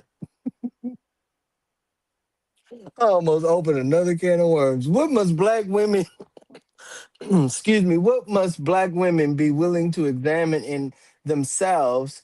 Hyper independence, contempt, control, emotional testing, hidden resentment, or the belief that receiving support automatically makes them weak. All of it needs to be examined. Mm, But let's put a name. But let's name the big one. The belief that receiving makes you weak. That's the mm, mothership. Everything else floats off of it. So I'm gonna break it down. Hyper independence. I don't need nobody. That's not strength. That's a wall. It keeps you safe, but it also keeps you alone and exhausted. Contempt. Rolling your eyes at his ideas, his efforts, his existence. That's not honesty. That's disrespect dressed up as keeping it real, or it kills love quick. Control, running the whole show because you don't trust him to do it right. That makes you his manager, not his partner. Managers get mm. replaced, partners get cherished. Ooh. Yeah. Emotional testing, setting traps to see if he really loves you. That's not discernment. That's playing games. It pushes good men away and keeps toxic ones on the hook. Hidden resentment, being mad at all men because of one man or several. That's a poison you drink before hoping he dies. It rots you first. The belief that receiving makes you weak. This is the crown jewel. If you can't let him provide, Oh protect, or pour my. into you, you're not strong. You're stuck in a prison where you have to do everything yourself to feel valuable. The real work, examine why help feels like loss of control, while soft feels like vulnerable, while receiving feels like owing. You don't have to be hard to be vulnerable. You don't have to do it all to be worthy. Let him show up. Let yourself lean. That's not weakness, that's wisdom. The strong know when to put the weight down. Hmm, hmm. I'm You trying got to to tell know when you. to put it down. You better know when to put it down. You mess around, give yourself a hernia. Many black women didn't become independent because independence was cute. They became independent because somebody had to keep the lights on. Pour it into them. Especially, right, especially knowing that somebody had to raise them cheering. Cheering. Mm, mm, Somebody had to make decisions, sound decisions. So, you know, even had to survive disappointment. mm. Golly. But survival does not automatically become relationship skills, y'all. That's not automatic. That's the armor that Real protected survival. you while you were alone can can definitely injure the person you trying to stand with or have stand beside you. I don't ask me to come aboard so you could. Ooh, never mind. Mm, mm. Because I almost said that, and I think it's a little too. No, don't ask me to come aboard, and you mess around and Nolan me. Don't Nolan me. Deceitful demon, I rebuke you. Perry, you ready for your shot? Let's go. What must black men be willing to confront emotional absence, hidden finances, infidelity, rage, disappearing under pressure, refusing domestic responsibility, or demanding respect without demonstrating reliability? I want to answer this from two perspectives. First, from a female perspective, because I had to ask some females, I some know you ex my sisters, sister. I know you ex my sister. had to ask some sisters, you know, what were the deficiencies they saw in men. And one of the biggest, while infidelity, of course, comes to the top, it wasn't among women of various ages. I'm hearing that one of the biggest frustrations they have with our brothers is this whole thing of ghosting. I've had Mm, sisters who told me that they've been in developing relationships or at least starting to develop good relationships. Nothing seemed to be going wrong, and then all of a sudden the brother just ghosts. No call maybe they back, put out too no, early. just nothing. Man. And so you have to understand what that does to a woman with this inability to find some closure. They're okay with saying, "Okay, tell me I'm not the one." But the fact that you just walked away, you just remove yourself from the equation, says a lot about us as men. And as one woman, one of my older sisters told me, when you find a weak man, if you follow him around, he's going to show you the woman that made him weak. Ooh. Either his mother, his grandmother, or some ex lover in his life. But women produce weak men because Mm, they allow them to remain as they are. A strong woman will change you. A woman who you love will change you. Now, does that mean that you won't have any mistakes? I've known guys who've been in love and still infidelity came a part of the picture. I've Mm, known guys who were in love and still there was some other extremity that was a part of it. mm, That's our human nature. And I know that that's hard for our sisters to accept in some ways. mm, But then when I look at that from the male perspective, I grew up during a time where young men were taught to be good providers for your family. Establish that foundation. But I was also a part of a generation that saw strong fathers who were good providers also be emotionally absent. mm. As Jay said eloquently, they grew up during a time that having that connection with their offspring was not seen as something that was tangible. Just if I provide a roof, I put clothes and shoes on your feet and provide a way, I've shown you love. And that is true. Mm. But young boys don't know what it means to be emotionally connected with another man,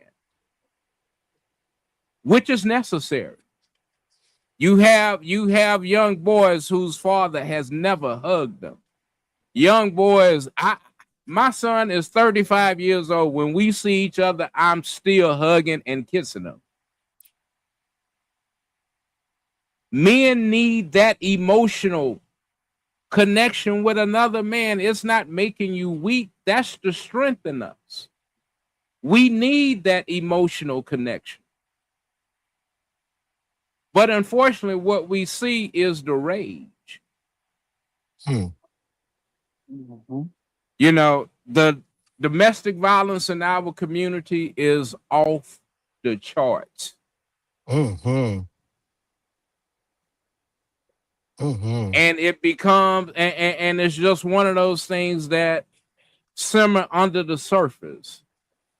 Man, Because no brother really checks a brother until a brother gets in jail, and then you might get your ass beat down. you might. You just might get your ass beat all the way down. Right. But where was the nipping in the bud? Hmm. And so, Who you know, humming? the but you know, I think one of the things that we really Huh? need to address first and foremost is that emotional absence.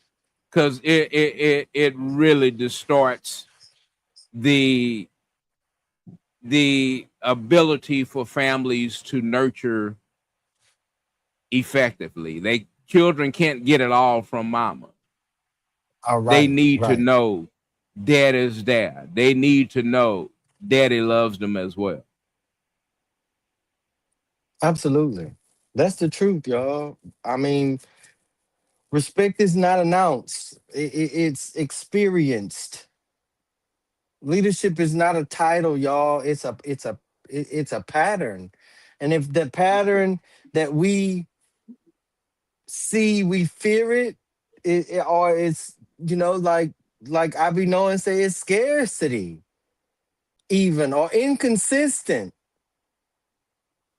maybe even dominating the person that wants it so bad. That's not leadership. That's damage with the crown that we put on your head. We allow you to do it. Golly, golly. Pull me Oh, up, and let me somebody. also say this one, Chris. Demanding respect without demonstrating responsibility makes you a pimp, not a father, not a Wow. lover. You a pimp. Wow. Don't mute your mic now. Oh, Say what you said. gotta let that breathe. Yeah, That was heavy. That's heavy. that was. What you say, Dr. Campbell? Now go on mute your mic. That's the number two. Yes. You want to tell everybody the baby ugly tonight too, huh? Golly. So man, pull me up, Dr. Campbell. I ain't even gonna say nothing. I'm gonna leave him alone. If your love does not produce more truth, safety, discipline, Golly. ownership, healing, and protection for the next generation, what is the relationship building besides memories, photographs, photographs, and a temporary comfort? Um, so if I could for a second give y'all the backstory on some of the questions that I've been asking that I proposed actually to the crew on the night. Of course, I am single. I'm not in a relationship. I date, but that's about it. I'm not dating with sexual expectations or anything of that nature, right? And so, um, yeah, I just want y'all to know that I look at black love as something very powerful, like I stated in the beginning. I believe that black love, if not already, has to become an institution, not just an emotion, an institution that tells the truth. It keeps record. It prepares for emergencies. It protects what is valuable. Um, it survives hard sessions or seasons because it was not built on mood and or seasons alone, right? Um, and I know that many may not, you know, see that to sound romantic, or some even reject romanticism. It's not for everybody, but it is definitely real because children do not inherit chemistry. They inherit culture, patterns, especially those patterns that we normalize. I mean, like whether adults apologize for their wrongness, even to a child, right? Um, whether money is discussed or hidden at the family table, whether conflict means conversation or destruction. I'm gonna have to end up going to the neighbor's house or my grandma's house because my mom and my daddy can't get their stuff together. Um, they inherit whether men and women are present, and I can't just say men are present because I've seen children live amongst their mother, and the mother was not present, and I mean at all. So I can't just say men. I'm telling y'all what I see, not only in the dating game or the dating pool, but I'm telling you what I see from those that I engage with as well. Our children, and they inherit whether women are protected or only expected to endure. That's that's what a lot of mess is being exposed to the next generation, and we're not in a situation currently to pass on some of the same empty cups that Jano mentioned, because you didn't have the ability to build relationship with your child like we have the luxury of doing today. You build too close of a relationship with your child back then, you liable to wake up the next morning and they been sold to somebody in Mississippi and you from Birmingham. I mean,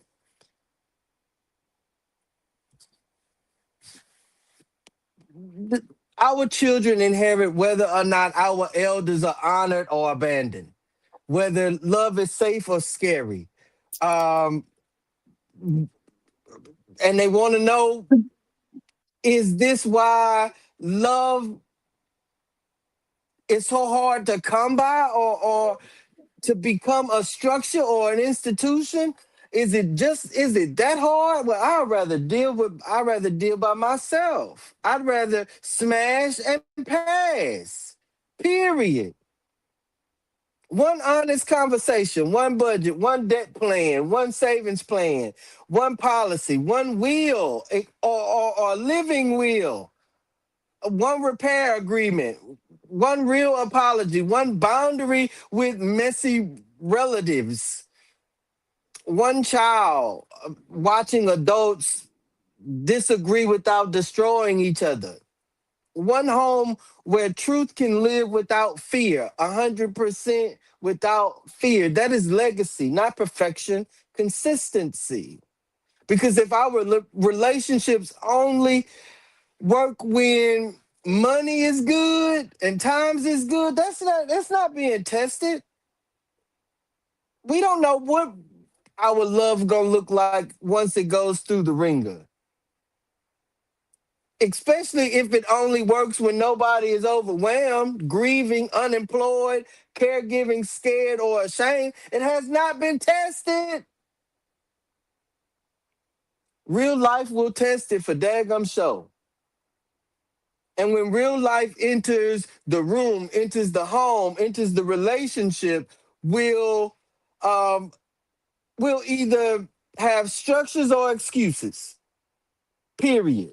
Black love deserves more than survival. It deserves vision, preparation, ownership, honesty, glee, grace, accountability, safety, repair where repair is definitely possible and needed. We don't want, again, to be calling the Coast Guard to tell them that our sump pump, our pillage pump is down while somebody's being choked in the background. We don't want to do that. We are not each other's opponent. We are not each other's collection agency. We are supposed to be the one on the same side against the pressure, against the ones that's targeting not only us as the elder or us as the parent, but them as the next generation. That's the institution we have to rebuild and build and resupport and supply the needs. Not just dating, not just marriage, not just companionship. A culture where Black love becomes strong enough to protect Black families and strong enough to protect Black communities and outlive us all. That's Black love. That's the Black love I'm talking about. Check question number 3. What needs to happen first if Black companionship is going to become stronger? Put a 1 in the chat for personal healing and accountability. Put a 2 in the chat for financial honesty and household planning. Put a 3 in the chat for better partner selection and discernment. Put a 4 in the chat for a healthier definition of provision and partnership. And put a 5 in the chat for all of the above. But don't think you're going to get away with it because I want it in a particular order. What order do you put that in if it's all of the above? Roundtable question for this round is, can we honestly call it partnership when two people share a bed, affection, and bills, but have no shared structure for crisis, property, children, caregiving, conflict, aging, or inheritance? Dr. Campbell, you have the floor. Okay, so for the chat question, what Mm-hmm. needs to happen first if Black companionship is going to become stronger? Mm-hmm. All 5, but order does matter, just as you stated. It So do, we're gonna especially start with with this number. one. So we're gonna start with number one, or you'll mess up the rest, right? So here's the sequence. Step one: personal healing and accountability. Start here. That's a non-negotiable. You cannot build anything solid on a cracked foundation. You got to heal your wounds, own your mess, stop bleeding on people that didn't cut you. And this is the work before the work. Mm. Step two, a healthier definition of provision and partnership while you're healing. Provision isn't just a paycheck, it's presence, protection, and peace. Partnership isn't 50-50; it's 100-100 with different roles. Correct. Redefine what a real man or woman even means. Ditch the old scripts. Number three, uh, better partner selection and discernment after you redefine. Now you actually know what to look for because you're not just because you're not chasing trauma or fantasy. Pick with your eyes open. Watch actions, not words. Red flags are gifts. Don't ignore them. Hmm. Step four, financial honesty and household planning.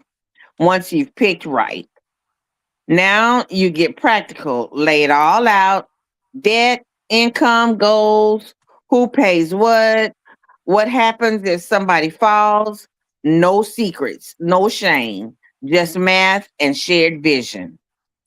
The Hmm. order is heal, redefine, select, and plan. You can't skip to financial planning if you're still choosing broken people. You can't choose better if you don't know what better means. And you can't redefine partnership if you haven't faced your own damage. Fix the person in the mirror first, everything else follows. So now to the roundtable question. Can we honestly call it partnership when two people share a bed, affection, and bills, but have no shared structure for crises? Nope. That's not a partnership. That's just a sleepover with consequences. You share a bed, but no plan. If somebody gets sick, you share bills, but no talk about who gets what if one of you dies. You share affection, but no agreement on how to fight, fare, or raise kids. That's not a team. That's two people crossing their fingers. Real Hmm. partnership means you've uncovered the ugly stuff. Who handles what when the car blows up? Who takes care of whose parents when they get old?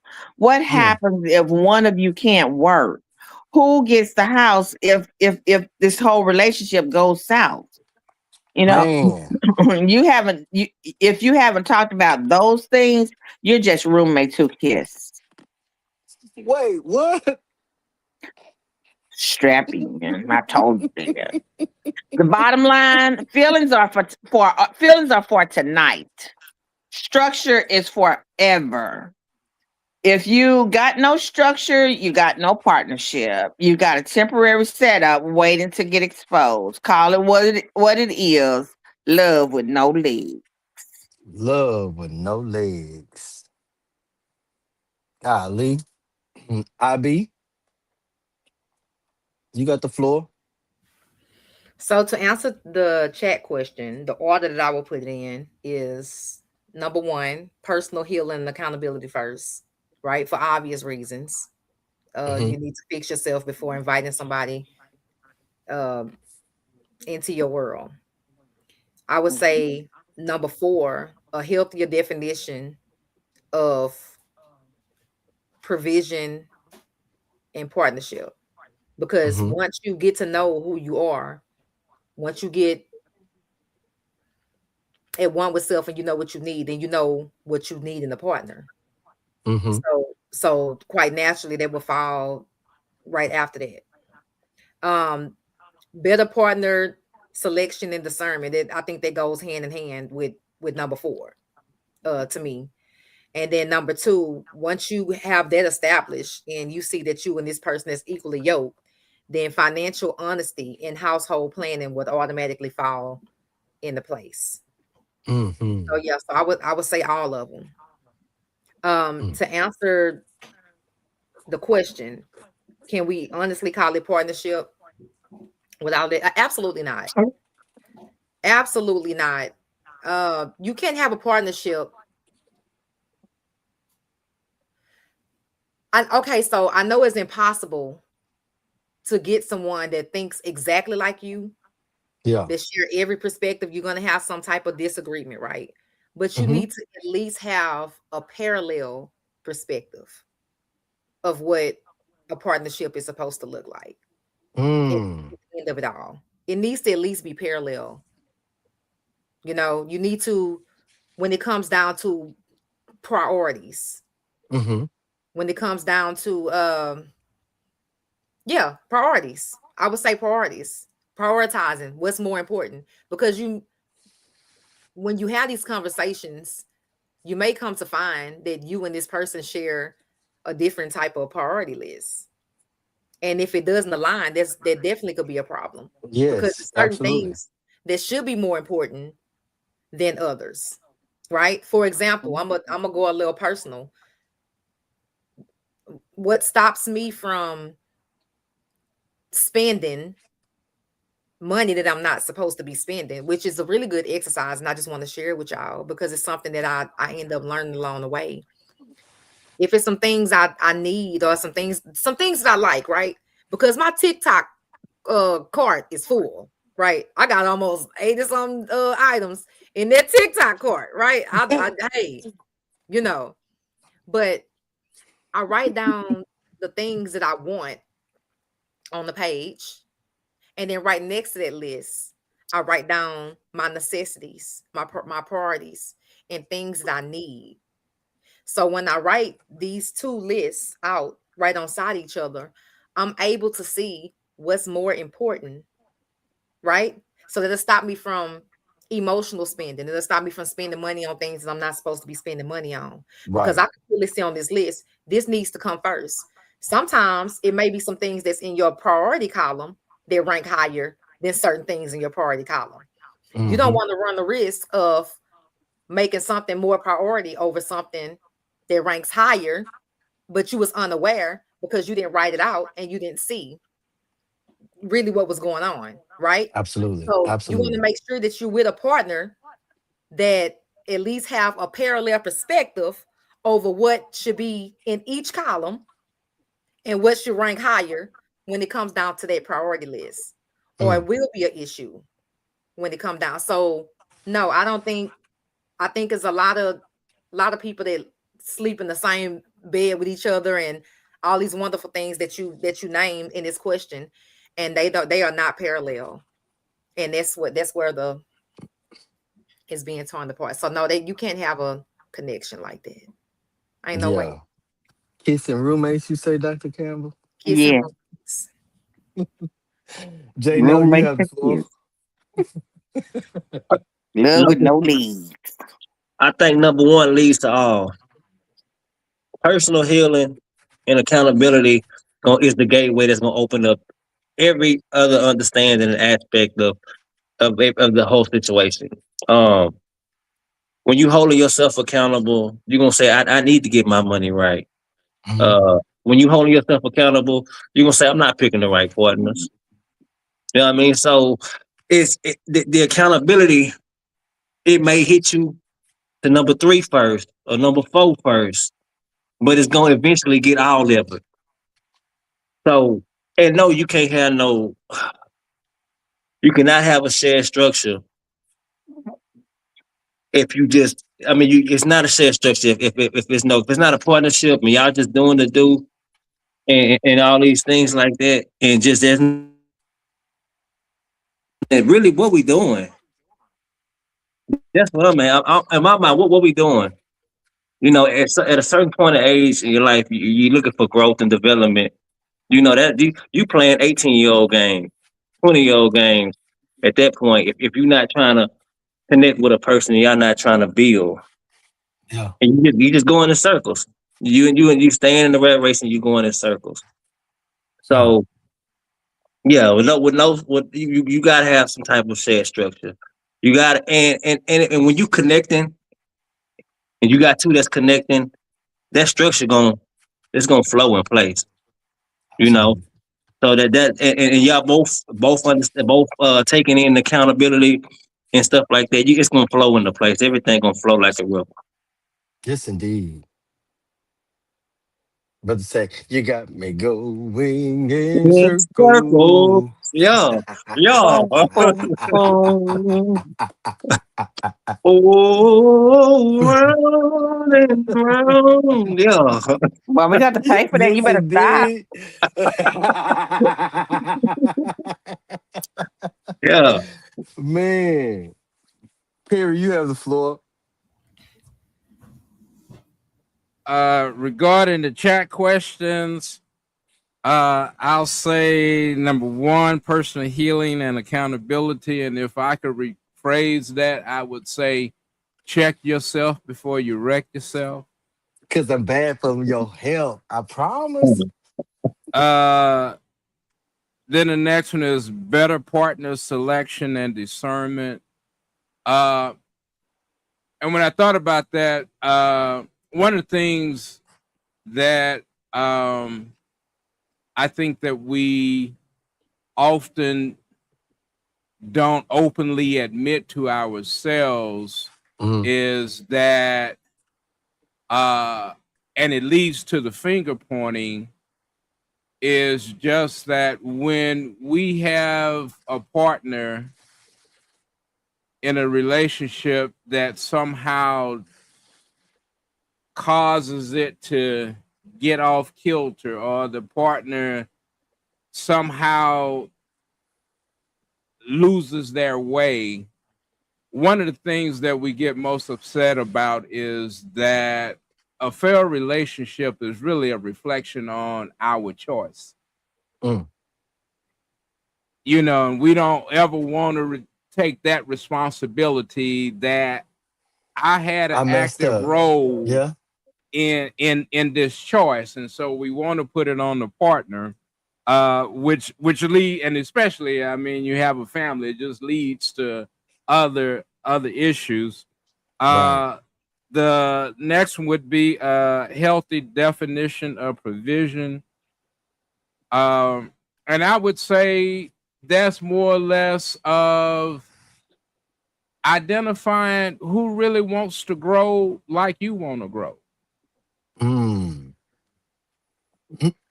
I mean, because some people want to grow, but if they don't want to grow the way you're growing, that leads to conflict.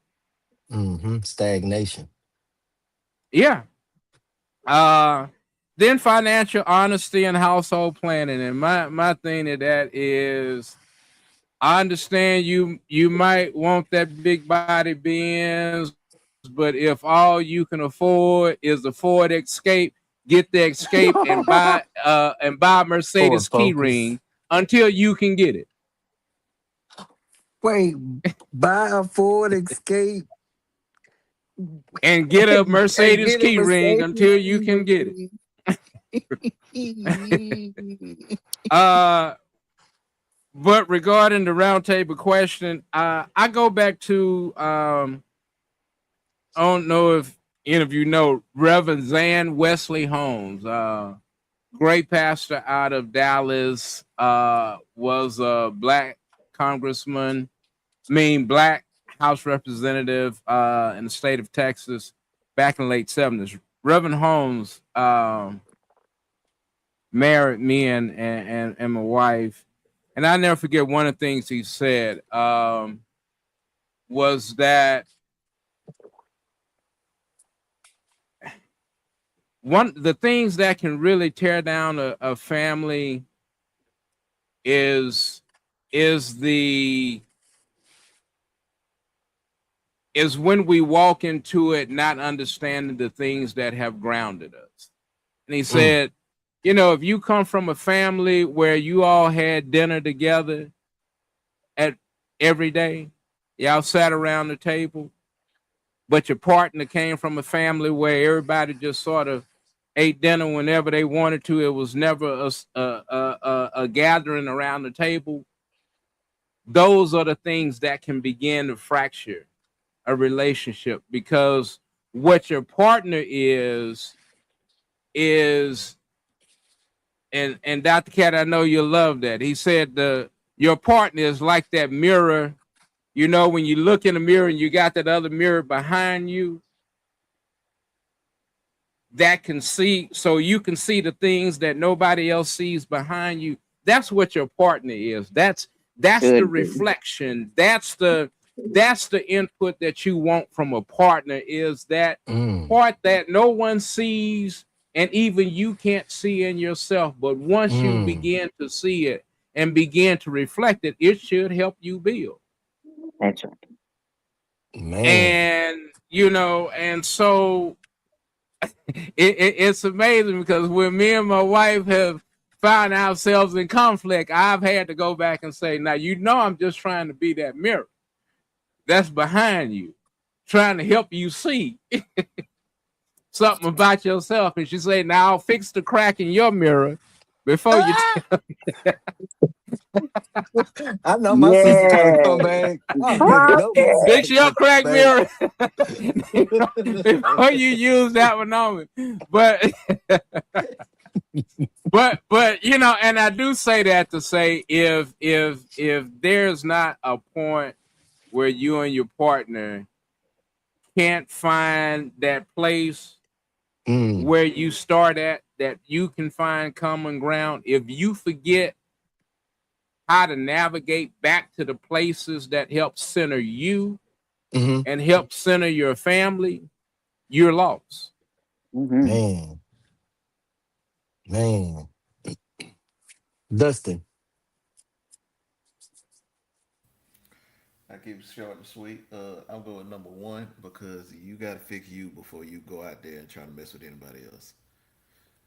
And two, as it was said before, y'all aren't partners. Y'all just roommates.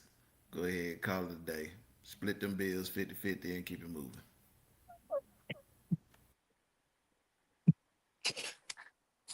Y'all roommates, kissing roommates, bumping uglies. Some of them not even doing that. They living in different houses, but they still married. My chat question is definitely number one. I have to take a personal accountability, as well as be willing to heal those things that are not right within me in order to receive the rest of everything else. Um, including the understanding of what a healthier definition of provision and partnership is. I have to example, I have to at least be able to be exposed to that by vision, by, by watching some individual that's been married maybe 20 years or something of that nature. And so I definitely would have to go with option one for the chat question. Round table question.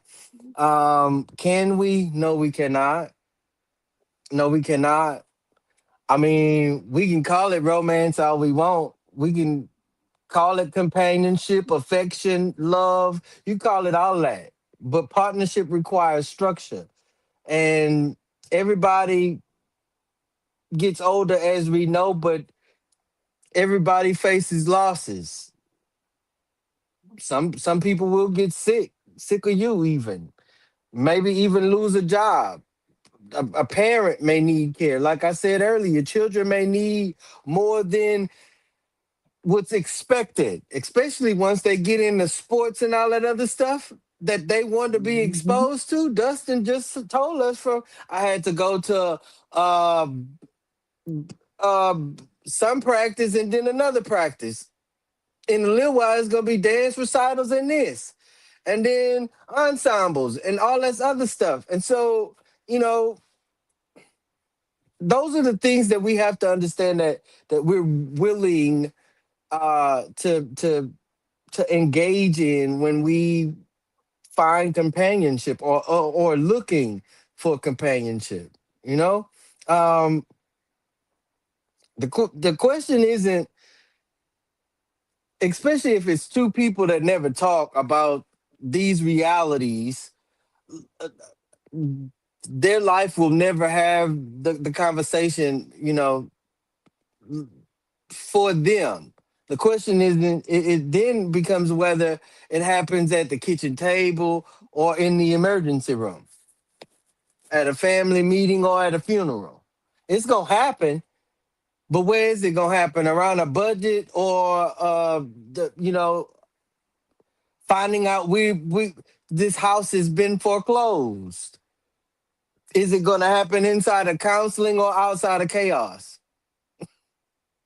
I mean, around a plan or during a collapse. Family, we definitely have to stop confusing proximity to partnership. Mm, mm. Sharing space is not the same as sharing structure. Sharing bills is not the same as sharing vision. Like they said, you ain't nothing but my roommate, especially if we share affection. Uh, is it, and not understanding that it's not the same as sharing accountability.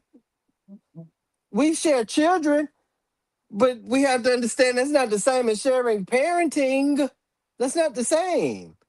We may share the same last name, and I want you to understand that that's not sharing the same mission. That's not a mission because you rock my last name because you got a ring on your finger.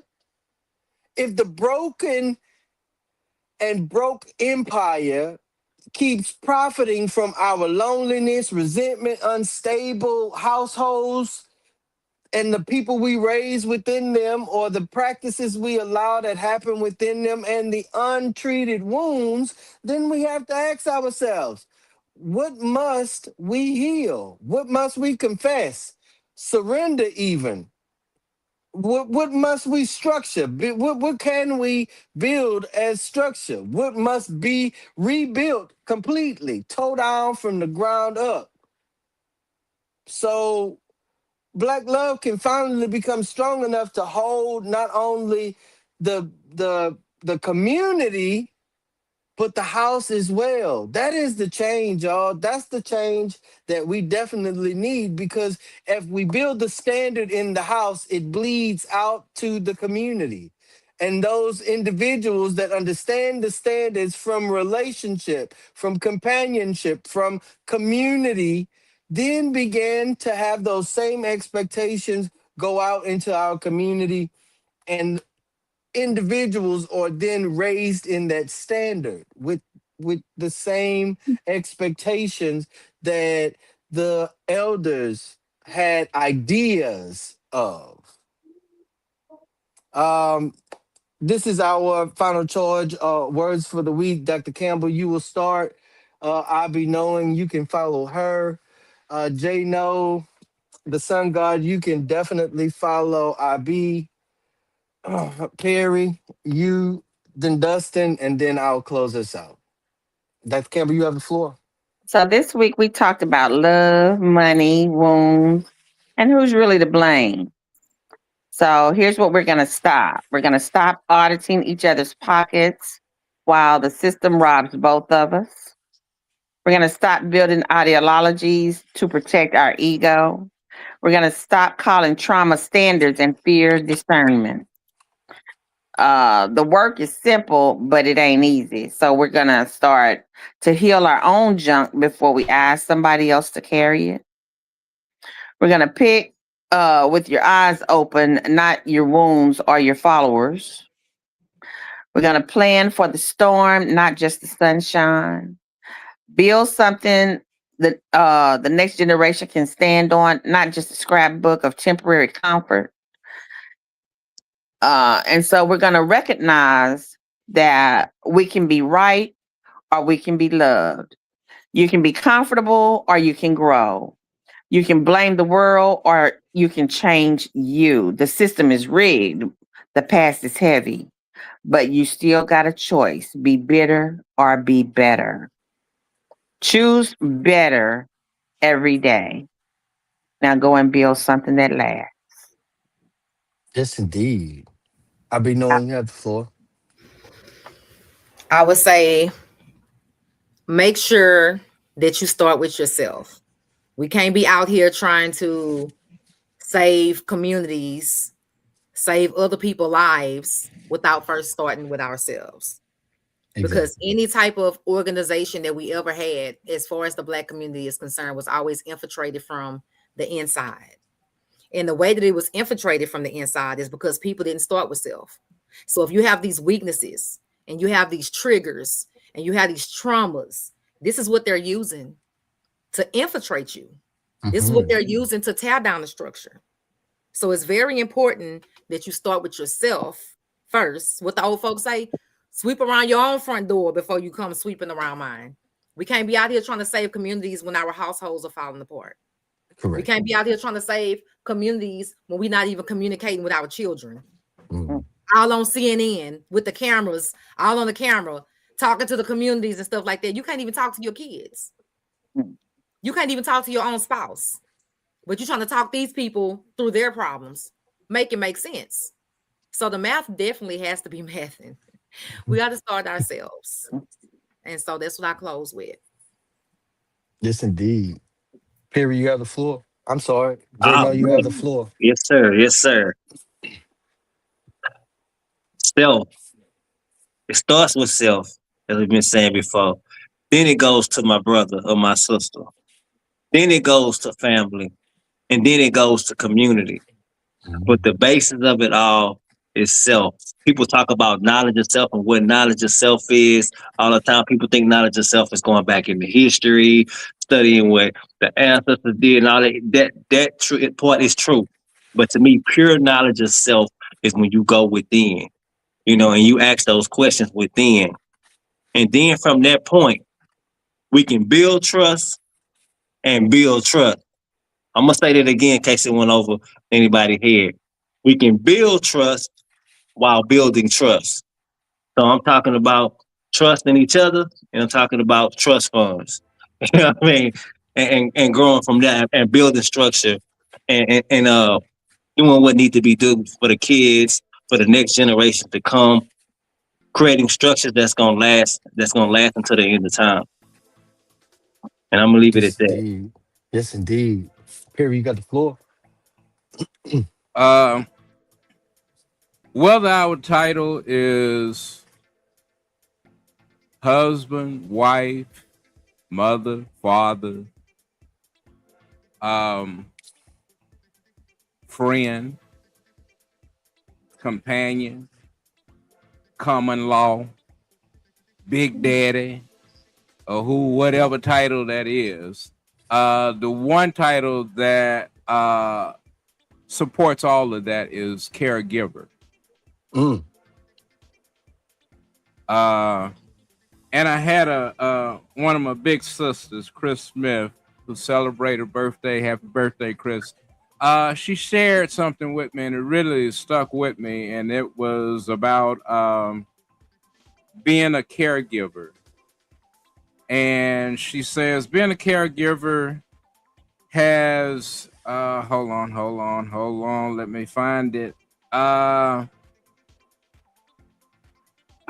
Gosh, being old. See, that's what happened to you.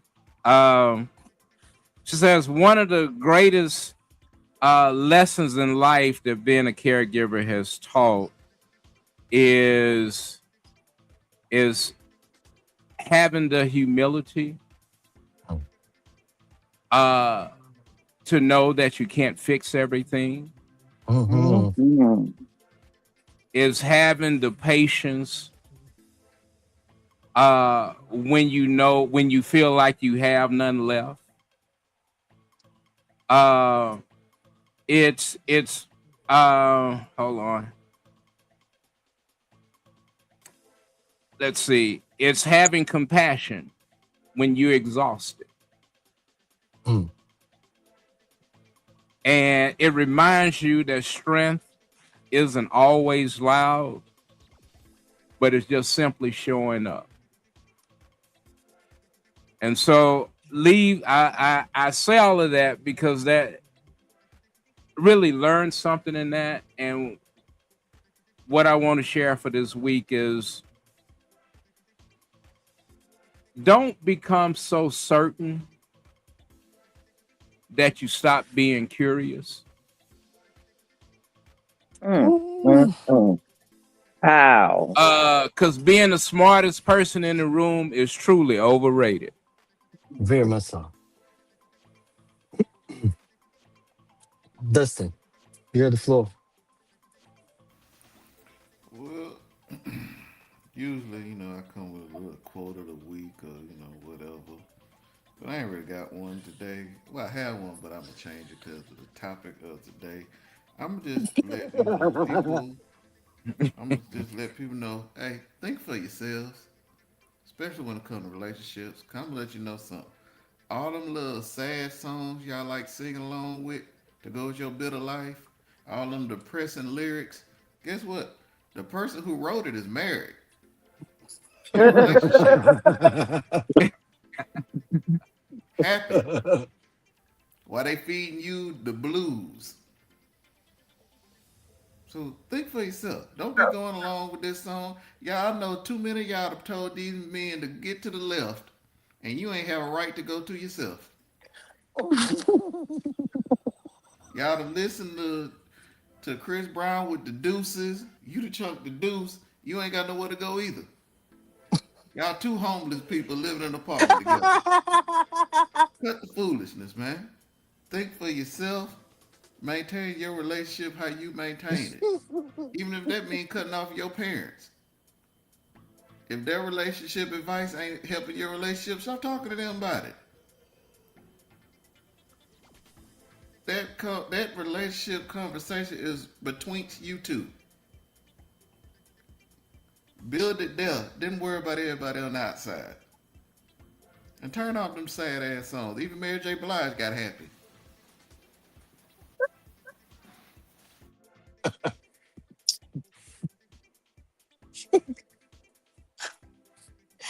Oh wait. Ah, family, family tonight. I definitely want y'all to know was this episode was not about choosing sides, right? It was not about black men against black women or black women against black men. It was not traditional versus modern. It was not provider versus independent woman. It wasn't about submission versus leadership. It was not about who ruined dating or who made it harder. Tonight was about what happens when the pressure of a broke empire enters the house and convinces us to treat each other like we are the enemy. The empire is the empire pressure is real and is the real enemy, but pressure cannot become permission for harm. The economy may explain stress, right? But it does not excuse lying, cheating, abuse, humiliation, public humiliation, financial scarcity, emotional abuse. It doesn't excuse control, contempt, nor does it, make excuses for the weak. That's the weak, WEAK, not for the WEEK. But if you weak all week, I don't know what to tell you. You see what I did right there? No, just kidding. So I do have some words for the week though. Tell the truth before the crisis tells it for you. I'm gonna say it again. Tell the truth before the crisis tells it for you or tell on you. If you owe money, say that in your relationship. If you are scared, say that in your relationship. If you need help, say that in your relationship. And if it's you need help outside of it, say that out your relationship. If I mean like if you're not ready to build, say that too. You can say that, hey, look, I just want to bump uglies. We don't have to, we don't have to be nothing. That's all I want to do is just be in your company. Let me be in your presence. Some people just likes to be in your presence, whether you at work and they seeing you tinker, and be ready for those types of things. Number two, stop letting social media discipline your wounds. I'm gonna say it again. Stop letting social media lick your wounds, since you didn't understand it the very first way. Every viral clip in and on these platforms is not wisdom. Not every last one of them. Some of them give you some good insight, but it's not wisdom. Every podcast is not healing. Every episode, especially if you watching the round table talk, every episode is not healing. Sometimes we chastise over here. We chastise over here. So if you're looking for your ego to be stroked, don't come over this way. Cause you know we BTA. Last time I told y'all BTA. We BTA over here. And if you go to the Disconnect podcast, it's BTA over there too. So be mindful where you go. I'm just letting you know. you know, every hot take is not prophecy, y'all. Some folks don't want you whole. They want you engaged. Some folks don't want you prosperous. They want you broken. Not broke, but broken. Build structure before the storm. I heard Dr. Campbell say that. Talk about talk about money, debt, savings, children, housing. Even if it's you about to move into the next downtown apartment complex that's being built in Beaumont. Who knows? Especially when you have to deal with other unforeseen things, like Dr. Campbell said, illnesses, wheels. Am I in your wheel? Am I on your, are we on the same lease together, or am I on the deed? Do we share the deed? You have to find out those conflicting rules, as well as family boundaries. What love requires when life stops being cute, because it do stop being cute. Leave what is dangerous, repair what is repairable, and stop confusing the two. Some relationships are not good relationships. Some of them are, but they just need counseling. Some need confession. Some need accountability. Some need to be done and be over with. Individuals have to define boundaries, even. And at some, like I said, they just need to call it quits, because I'm sick of hearing your woes about this, that, and the other. And I give you advice, or we give you advice, and the next thing you know, you back to the same trough that you was eating out of. That it's redundant. And most people in today's society is not playing with redundancy. Prepare yourself for the kind of love you keep saying you want. If you want abusive love, go get that. Don't bring that to somebody that's not abusive. Don't bring that to somebody that knows what love actually is. Don't ask for honesty while hiding. Don't ask for peace while creating chaos. Don't ask for provision while refusing contribution. You what? You living in Trump's America. Everything is expensive. Very much so. So, even when you get to be in the space of living like a solo project, you still have to govern your solo self, your single self, accordingly, because there are people that are watching you.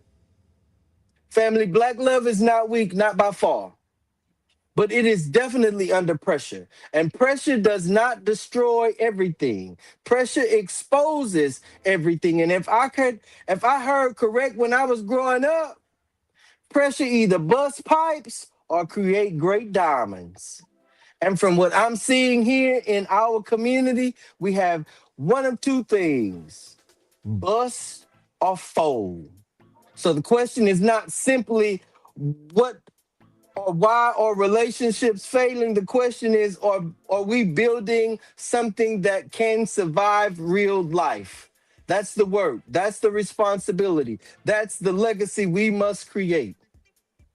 To my sister, Dr. Catherine Campbell, thank you for bringing balance and a clean cut with clarity. To my big brother, Perry Busby, thank you for bringing structure, history, and accountability. To my little brother, Dustin, thanks. Woo. Thank you for keeping us grounded in real life. To my little sis, I be knowing from the Disconnect podcast. Thank you for pulling up with that insight, that fire, and that truth that always get on the phone. We'll probably talk again Thursday, I promise. To my little brother, Jay No, the sun god, also from the Disconnect podcast.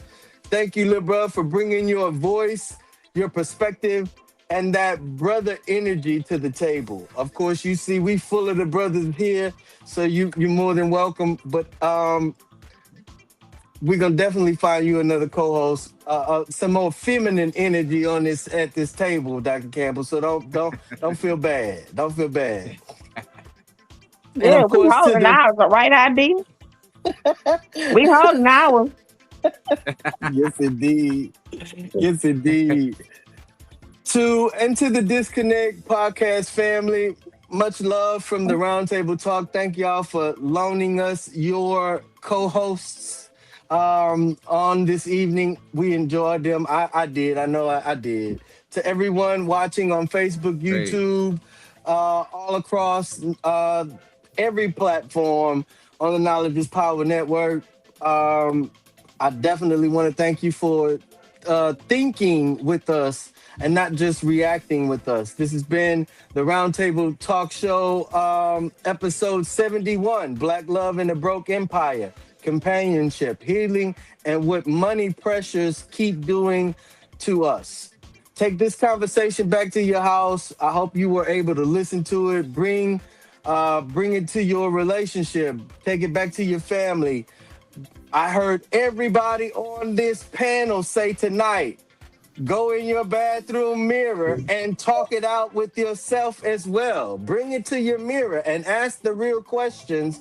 What are we building that can be whole? I'm Christopher Jones.